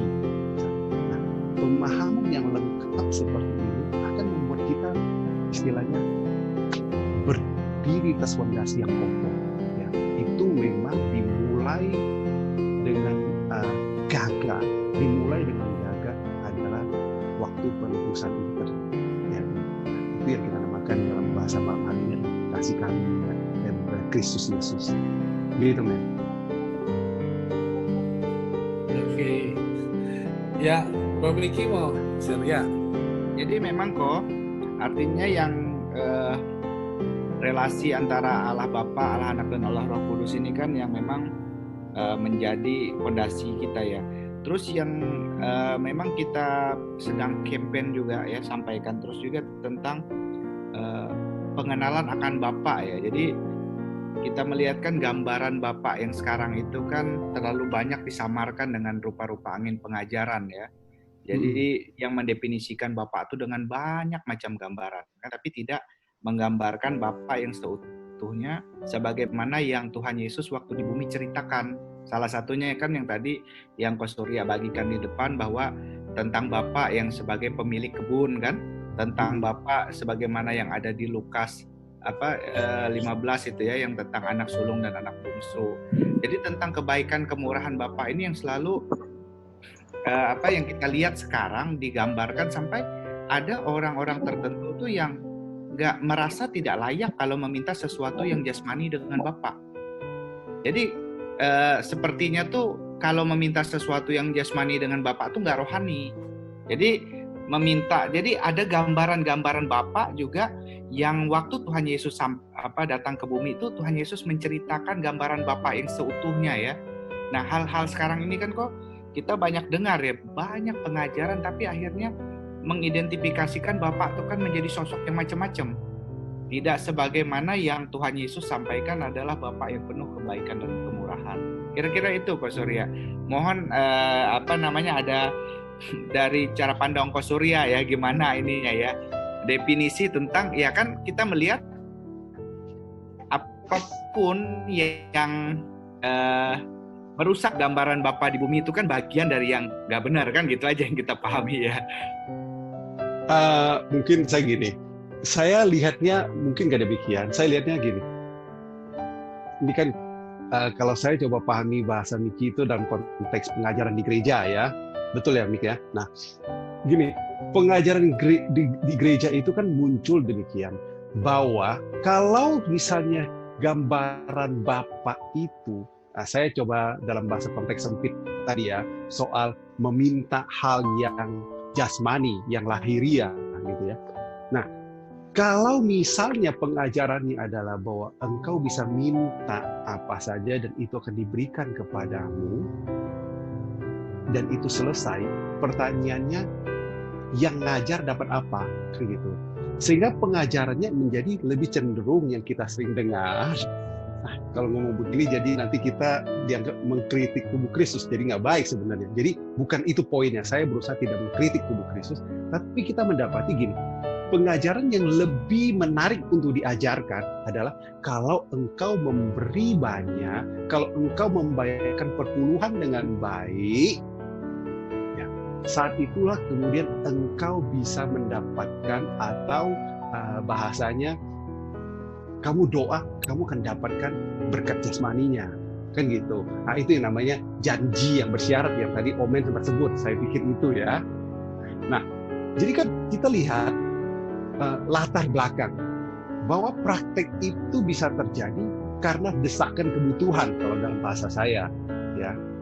Itu ada benarnya, tapi kebenarannya tidak utuh, balik lagi gitu. Disampaikan seperti itu lebih kepada ini ada kebutuhan yang besar di belakang gitu, kalau saya bahasakan ya. Tapi kebenaran itu tidak lengkap. Sementara kalau Kristus kan tidak ada kepentingan. Hartamu tidak pernah saya butuhkan dalam bahasa Kristus kan. Nah, para rasul juga begitu dalam pengajarannya, tidak pernah tertarik dengan harta, sehingga bisa mengajarkan dengan sangat elegan, dengan sangat tepat sebagaimana Injil itu harus disampaikan gitu.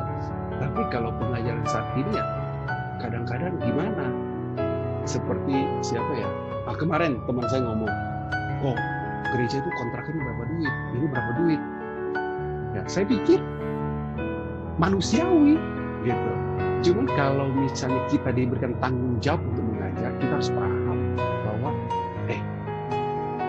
saya ini sedang kemana, saya bertanggung jawab di hadapan Tuhan lebih penting daripada bertanggung jawab di hadapan manusia, kan gitu. Sehingga kita bisa mengajarkan secara utuh, enggak cuma satu bagian yang dalam bahasa Omen tadi, janji Tuhan yang bersyarat gitu. Saya berpakaian gitu. Tapi gitu.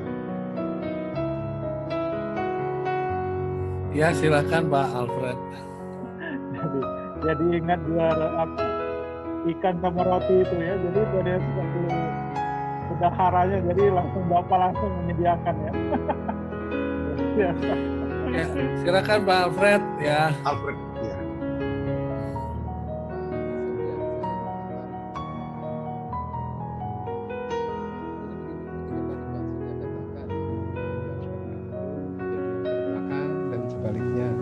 Apakah salah satunya yang dimaksud adalah umat Israel yang sampai saat ini mereka belum menerima Kristus sebagai Tuhan dan Juru Selamat, itu masuk ke dalam kategori tersebut.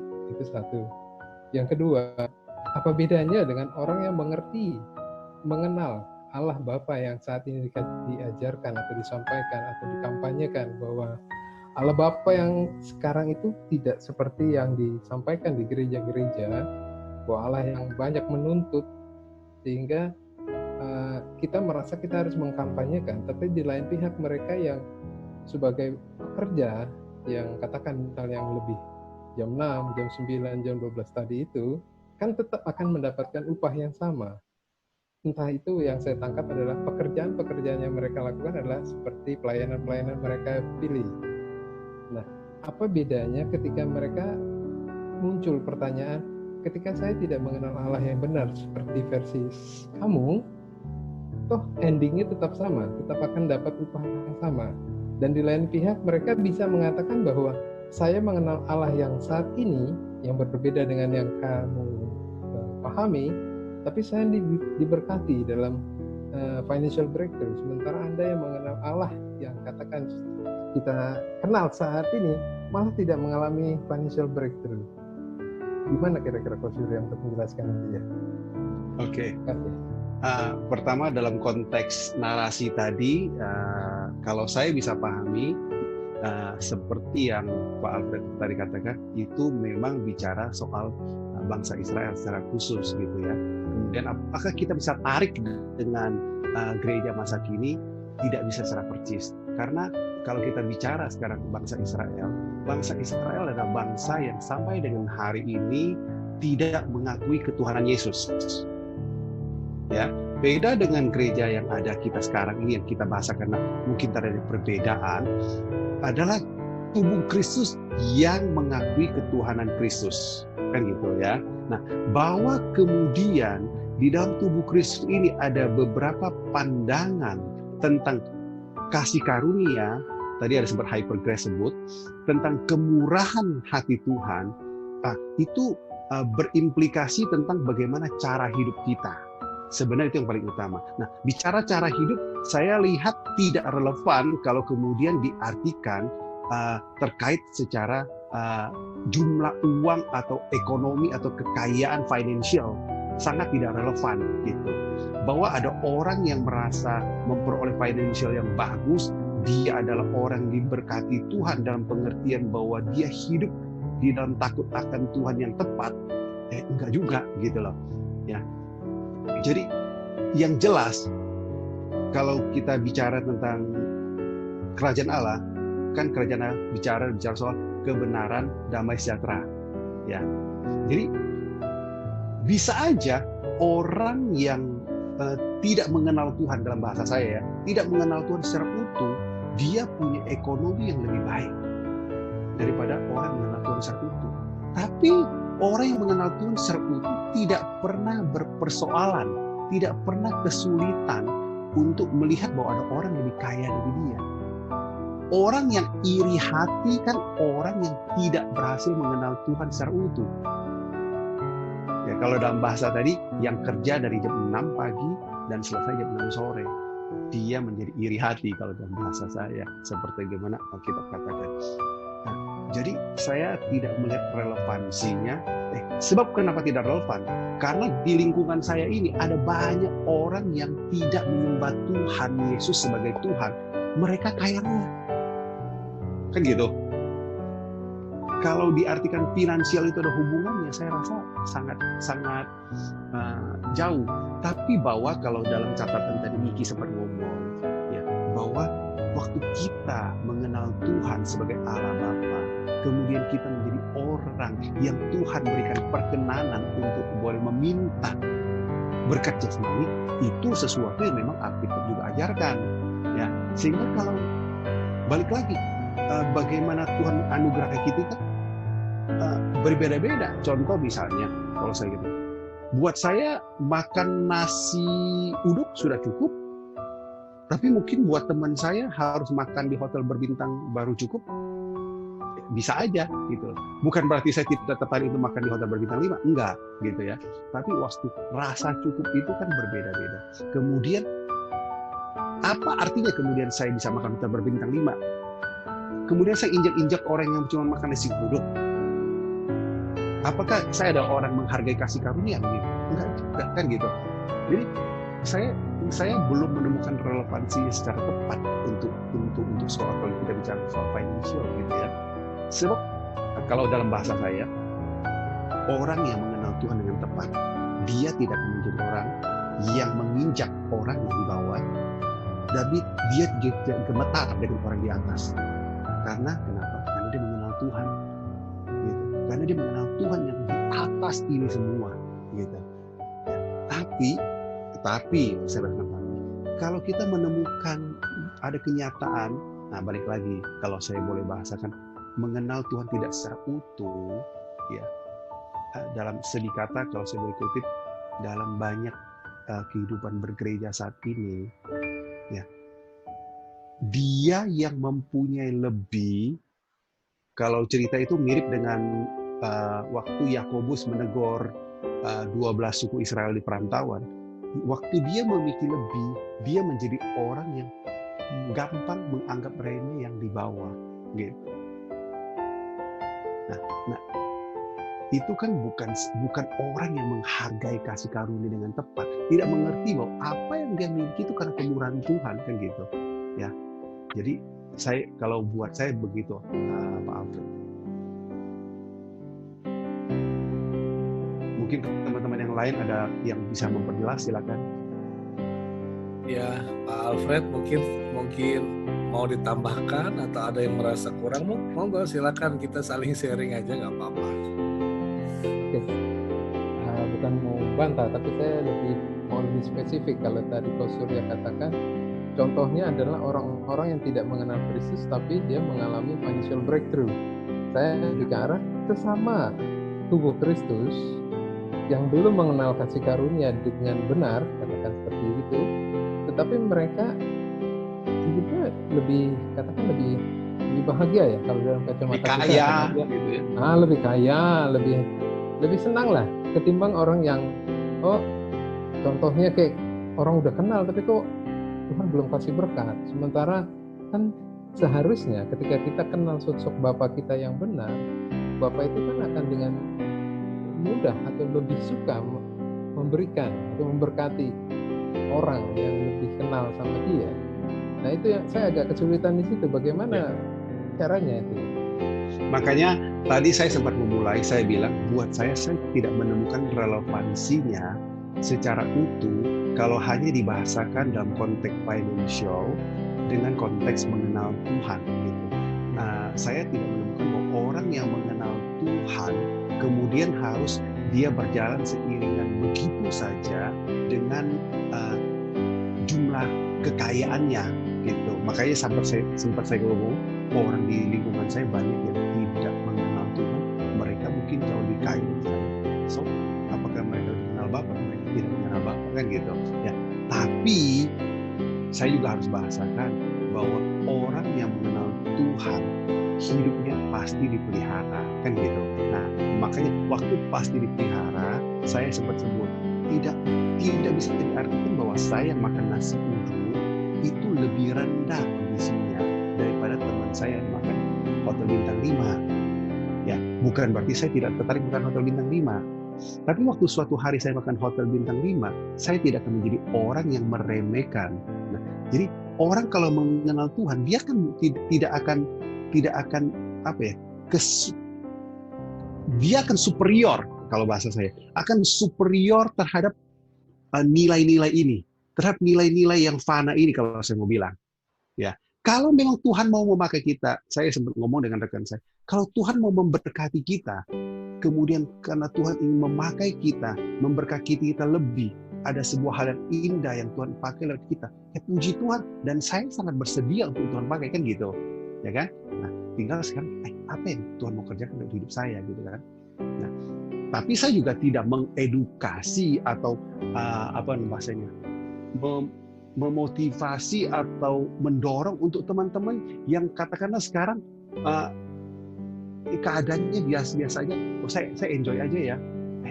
Saya juga nggak mau edukasi itu gitu, bahwa keadaan kita yang sekarang biasa-biasa aja. Pertanyaan, kamu ada kerinduan apa sih? Ada kerinduan apa yang Tuhan bisa kerjakan lewat kamu? Gitu. Kadang-kadang Tuhan bisa kerjakan tidak selalu harus soal uang, gitu, kan gitu ya. Jadi secara khusus relevansi itu saya tidak bisa temukan secara paralel begitu mengikat itu, Pak Alfred. Itu maksud saya. Sekalipun di dalam tubuh Kristus. Iya. Bagaimana Pak Alfred? Jadi mungkin yang bisa saya simpulkan seperti ini, ya mungkin nanti kalau saya keliru juga dikoreksi. Memang karena ada pengajaran-pengajaran yang mengatakan bahwa terutama pengajaran tentang teologi kemakmuran, ya. Artinya orang yang mengidentifikasikan berkat Tuhan itu selalu dengan berkat jasmani. Ya. Nah, artinya gini, kita tidak against, kita tidak menentang berkat jasmani, kita tidak menentang uang, yang kita tentang kan cinta uang, ya kan? Tapi pada kenyataannya kan semua orang juga butuh uang, kan begitu ya. Nah, artinya apa? Kita tidak bisa menjustifikasi bahwa orang yang hidupnya biasa-biasa saja, orang itu tidak hidup dalam kasih karunia Tuhan. Ya, bukan berarti sebaliknya juga kalau orang itu kaya, dia diberkati, bahwa orang ini menerima kasih karunia Tuhan penuh, enggak juga seperti itu. Artinya kalau saya bisa simpulkan bahwa kita tidak bisa menjustifikasi hanya melalui hal-hal yang bisa kita lihat, hal-hal yang kita bandingkan dengan nilai-nilai yang ada dalam dunia ini. Karena ukuran kesuksesan dunia itu adalah dari apa yang dicapai, diraih, yang bisa dibelanjakan dan segala macam. Nah, saya senang sekali dengan statement ini berkata bahwa orang yang menghargai kasih karunia itu orang yang penuh. Dia tidak ada masalah dengan orang kaya, dia tidak ada masalah dengan orang yang punya uang miliaran, puluhan miliar, ratusan miliar. Dia tetap anak gitu. Artinya dia tetap punya status yang kuat di dalam Kristus, dan dia juga tidak punya masalah dengan orang yang istilahnya ketika dia hidupnya biasa-biasa aja, karena kasih karunia itu begitu luar biasa memenuhi kehidupannya. Jadi bukan hanya berbicara masalah keuangan. Kalau saya bisa simpulkan gitu, tetapi memang begini. Karena ada ajaran teologi kemakmuran yang selalu berkata bahwa berkat itu berbicara tentang uang, berkat itu berbicara tentang rumah besar, deposito besar, rumah besar, istri besar.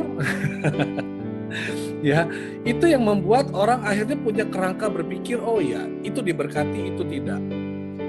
Yang kaya diberkati, yang miskin tidak. Jadi, nah, berbicara tentang konteks Bapa yang penuh dengan kasih, kalau pemahaman saya begini Pak Alfred ya, apa yang kita capai ini semuanya karena kemurahan dan kasih karunia Tuhan ya. Berbicara tentang Bapa yang penuh kasih, saya sebagai seorang papa aja, saya tidak akan selalu menuruti keinginan anak saya. Ketika anak saya mampu mengelola, misalnya begini, saya punya usaha ini sekarang ya. Nah, anak saya masih usia 10 tahun. Ketika anak saya minta perusahaan, nggak mungkin saya kasih perusahaan. Karena saya tahu dia belum bisa mengelola usaha saya.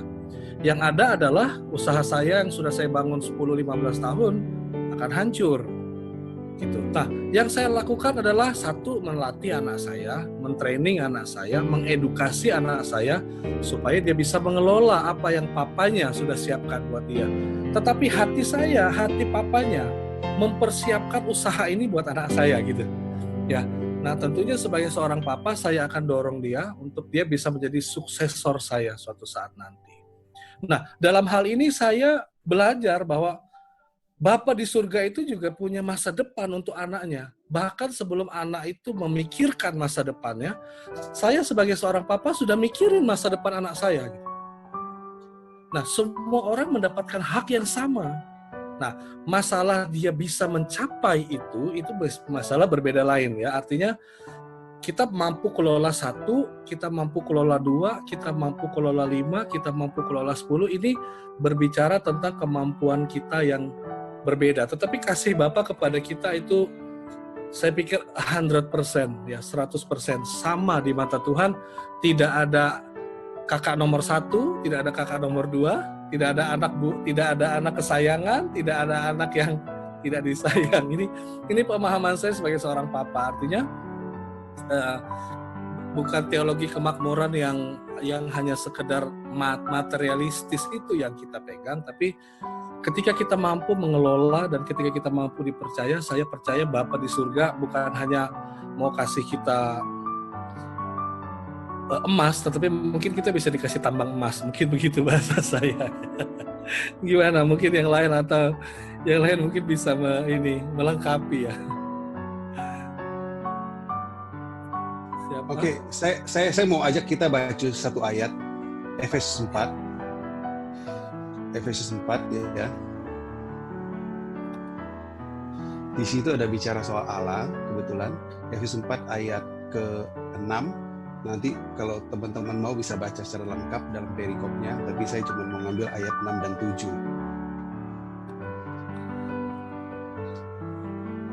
Efesus 4.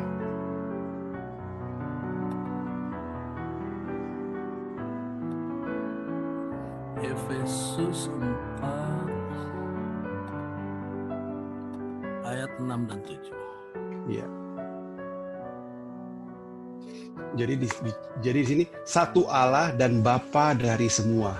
Allah yang di atas semua dan oleh semua dan di dalam semua. Jadi itu soal Allah kita ya. Tetapi kepada kita, ini soal manusia kita, masing-masing telah dianugerahkan kasih karunia menurut ukuran pemberian Kristus. Ya. Jadi pahamilah bahwa setiap kita di dalam dimensi kita masing-masing ada orang yang kaya secara financial, ada orang yang kaya dengan hikmat, ada orang yang kaya di dalam berbagai bidang, tapi semua itu adalah pemberian Kristus, ya, yang merupakan ekspresi kasih karunia, ya. Nah, kenapa? Karena kita punya Allah dan Bapa dari semua, Allah yang ada di atas semua, Allah yang transenden, yang oleh semua, dan Allah yang imanen dan di dalam semua, gitu. Di dalam Allah yang demikianlah kemudian kita bisa menjadi manusia yang duduk tenang dan kokoh berdiri penuh dengan percaya diri, bukan karena apa yang ada pada kita, tapi karena apa yang Tuhan taruh dalam diri kita. Sehingga waktu kita bergerak, bekerja, kita akan beda gitu. Ya, saya pikir itu, men. Ya. Memang pengenalan dan pemahaman kita kepada Bapa, kasih Bapa, kemurahan Bapa ini juga bersifat progresif ya. Artinya pada titik tertentu saya yakin Tuhan akan memimpin kita dengan caranya yang ajaib. Tuhan akan menuntun kita. Seperti Daud katakan begini, dalam Mazmur 23 kan dia akan menuntun kita di padang rumput yang hijau kepada air yang tenang.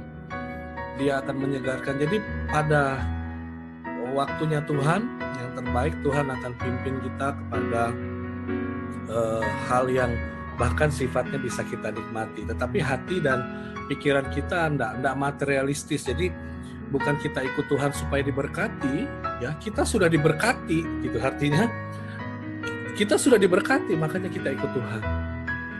Kita sudah hidup dalam kepenuhan, makanya kita bisa hidup ikut dengan apa yang Tuhan mau. Oke, waktu terus berjalan, Pak Surya, gak kerasa ini sudah waktunya 8.30. Kalau teman-teman sudah nggak ada pertanyaan, mungkin saya kasih kesempatan 5 menit ke depan, Ko Surya mungkin bisa menyimpulkan apa yang kita diskusikan, kita bicarakan malam hari tentang kasih karunia, kebaikan, kemurahan Tuhan, kasih Tuhan atas setiap kita. Silakan Ko Surya 5-10 menit ke depan, saya kasih waktu.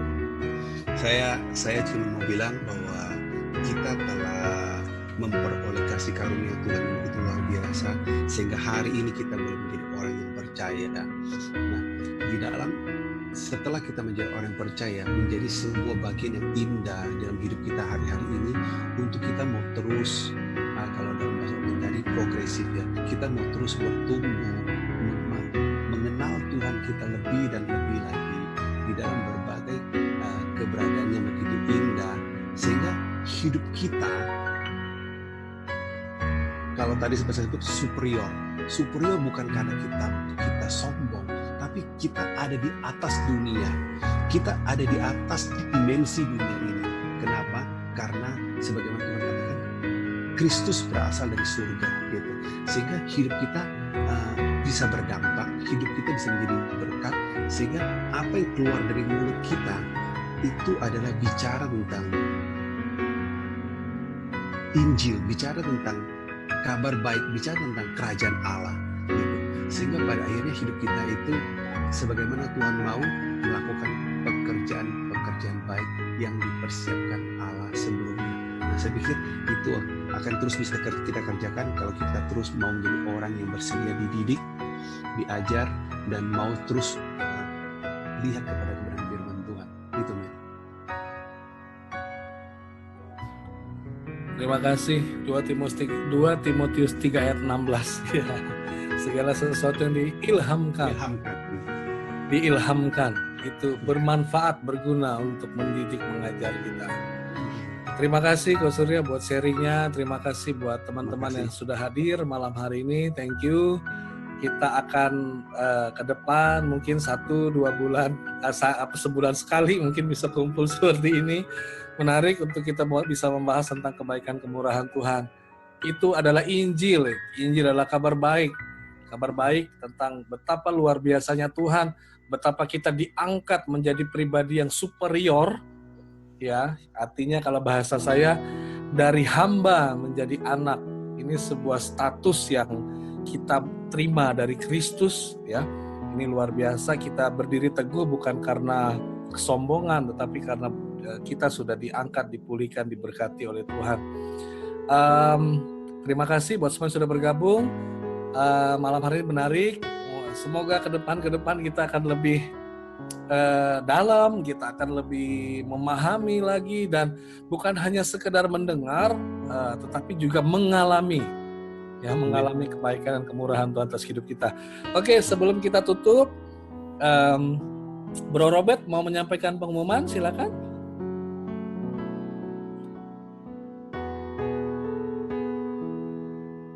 Pengumuman kita seperti biasa lah, hari Jumat masih ya, nanti diberitahukan lagi tema-tema apa yang kita mau bagikan.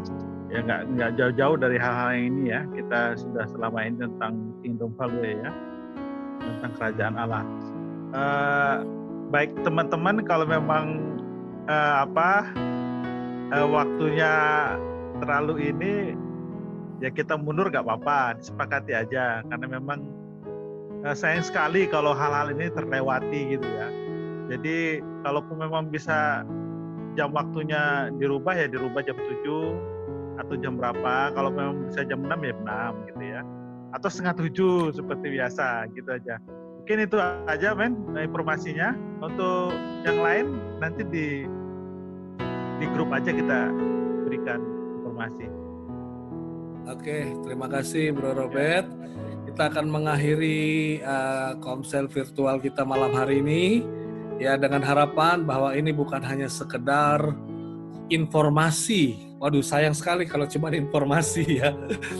Tetapi ini menjadi sebuah kebenaran. Yesus berkata begini, kamu akan mengetahui, mengenal kebenaran, dan kebenaran itu akan memerdekakan. Saya berdoa, kita semua berdoa supaya kebenaran itu hidup dalam kita dan kita hidup merdeka dalam kasih kemurahan Tuhan. Sebelum kita mengakhiri, saya minta tolong Bro Miki untuk berdoa, syafaat, dan doa penutup untuk kita. Pertama, doakan ada Mas Budi tadi yang sharing di grup, beliau sedang sakit. Lalu juga Bro Yendri, kita doakan supaya hasil-hasil yang ke depan, nanti hasil tes apapun juga diproteksi, dilindungi oleh Tuhan dari penyakit. Dan yang lainnya biar Tuhan pimpin. Silakan Bro Miki. Oke. Baik, Bapak terima kasih Tuhan buat malam hari ini. Tuhan, kami mengucap syukur karena Kau bekerja dengan luar biasa. Terus membukakan pewahyuan-pewahyuan yang baru bagi kami anak-anak-Mu Tuhan. Kami begitu berterima kasih karena kami menyadari kami begitu beruntung, kami begitu diberkati, kami begitu dikasihi Bapa. Dan setiap kami begitu berharga di mata-Mu Tuhan. Terima kasih Bapak Surgawi. Terima kasih Bapak buat Ko Surya yang sudah share malam hari ini buat kami pertolongan senantiasa Tuhan dalam seluruh kehidupannya Tuhan. Memimpin dia terus bergerak dalam kuasa otoritas ilahi Bapa. Senantiasa sukses berhasil dalam segala usaha pekerjaan dia Bapa. Jadi saluran berkat-Mu, saluran kasih-Mu, saluran kuasa-Mu Bapa, dimanapun beliau dan keluarganya berada Tuhan. Terima kasih Tuhan. Kami juga Bapa berdoa buat saudara kami Bapa, Mas Budi Bapa yang malam hari ini tidak bisa bergabung dengan kami. Jamahan kasih kuasa Tuhan menjamah melawat hidup dia Bapa, memulihkan, menyembuhkan Bapa, membuat dia kuat dan sehat Bapa. Sebagaimana Bapa, beliau anak-Mu Tuhan yang berharga di mata-Mu Tuhan. Masa mudanya diperbaharui seperti pada Raja Wali Tuhan. Terima kasih Bapak Surgawi. Kami juga berdoa buat saudara kami Yendri Tuhan, yang nanti juga akan PCR kembali Bapak. Biar Yendri melihat kebaikan-Mu Bapak, kemurahan-Mu saja yang ada di dalam kehidupannya, di mana Yendri, istri dan anaknya Bapak senantiasa Tuhan tutup bungkus dengan kuasa darah-Mu Bapak.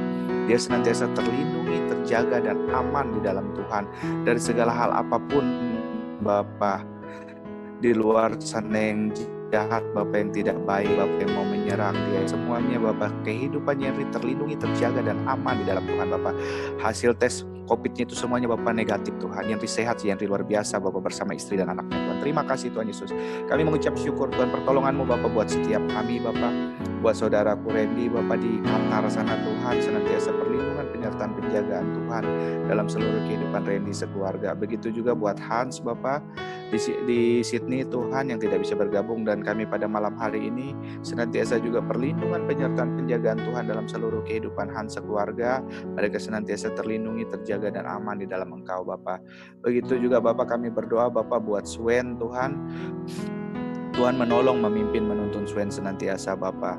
Senantiasa Bapak kasih karunia anugerah-Mu Bapak. Swen alami Bapak di dalam seluruh kehidupannya Bapak. Dia hidup Bapak menikmati Engkau senantiasa di dalam seluruh kehidupannya dia dan istrinya Tuhan, bersama seluruh keluarganya Tuhan. Begitu juga Bapak buat saudara kami Slamet Tuhan dalam pergumulannya Bapak, untuk pasangan hidup dan juga dalam keseharian dia. Campur tangan Tuhan senantiasa dalam hidup dia, membuat dia senantiasa menyadari bahwa dia berharga di mata-Mu Tuhan, dan Engkau punya rencana yang terbaik buat seluruh kehidupan anak-Mu Slamet Bapak. Begitu juga buat kehidupan saudara kami Robert Bapak, dalam pergumulannya Bapak untuk pasangan hidup. Tuhan menetapkan setiap langkah dia Bapak, dan kami percaya Robert menerima yang terbaik yang Tuhan sudah siapkan Bapak dalam seluruh kehidupannya Bapak. Kami menyerahkan Robert dalam pimpinan, tuntunan, penyertaan-Mu Bapak. Engkau terus berbicara secara pribadi buat saudara kami Robert Bapak. Begitu juga Bapak kami menyerahkan kehidupan saudara kami Dido Bapak di Katingan Bapak, Hermawan di Gunung Mas, juga Yusuf Bapak di Kasongan Tuhan, juga Agung di Palangkaraya. Juga kami berdoa buat Doin di Malang, juga buat Omen di Malang sana Tuhan. Senantiasa Bapak perlindungan, penyertaan, penjagaan Tuhan buat seluruh kehidupan mereka, keluarga mereka, usaha pekerjaan mereka Bapak. Tuhan menolong, memimpin, menuntun, menyertai. Senantiasa mereka hanya mengalami kebaikan dan kemurahan Tuhan di dalam hidup mereka, dan mereka hidup di dalam rumah Tuhan sepanjang masa Bapak. Mereka dalam perlindungan, penyertaan, penjagaan-Mu Bapak. Begitu juga buat saudara kami Samuel Tuhan, dan juga buat saudara kami Alfred Bapak yang bergabung malam hari ini, juga Yan Kris Tuhan. Terima kasih Bapak buat kebaikan dan kemurahan-Mu Bapak dalam hidup mereka. Kami percaya mereka terus mengalami hal-hal yang luar biasa bersama dengan Tuhan. Keluarga mereka diberkati, mereka senantiasa terlindungi, terjaga aman, mereka selalu sehat Bapak. Dimanapun mereka berada, Engkau Tuhan Bapak yang baik, yang senantiasa berbicara secara pribadi buat kehidupan setiap mereka, anak-anak-Mu Bapak. Terima kasih Bapak buat anak Miki juga, Tuhan menolong, memimpin, menuntun, menyertai dan memberkati kehidupan istri dan anak-anakku Tuhan. Terima kasih Bapak. Kami mengucap syukur Tuhan buat malam hari ini Tuhan. Terpujilah nama-Mu Tuhan. Kami memberkati bangsa negara Indonesia ini Tuhan. dimanapun setiap kami berada, kota-kota yang kami tinggali, pemerintah provinsi kami semuanya, untuk mereka boleh mengemban tugas tanggung jawab mereka dengan takut akan Engkau. Kasih karunia-Mu mengalir Bapa buat bangsa kami Bapa. Kami berdoa, kami mematahkan, menghancurkan segala COVID, segala virus corona ini dijauhkan dari bangsa negara Indonesia ini Tuhan. Kami rindu bangsa ini terbebaskan Bapa, terlepas dari ancaman virus corona ini Tuhan. Kasih karunia-Mu mengalir Bapa atas bangsa kami Bapa. Kami berdoa di dalam nama Tuhan Yesus. Darah Yesus berkuasa Tuhan memulihkan bangsa ini Tuhan. Terima kasih Bapa Surgawi.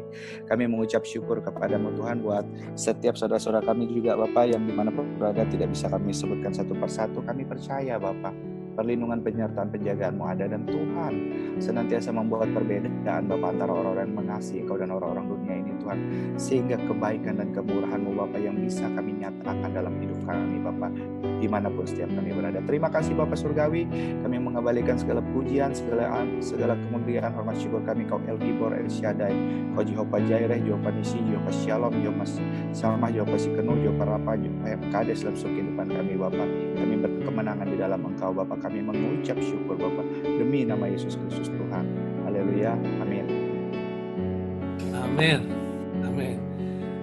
Terima kasih buat teman-teman semua ya.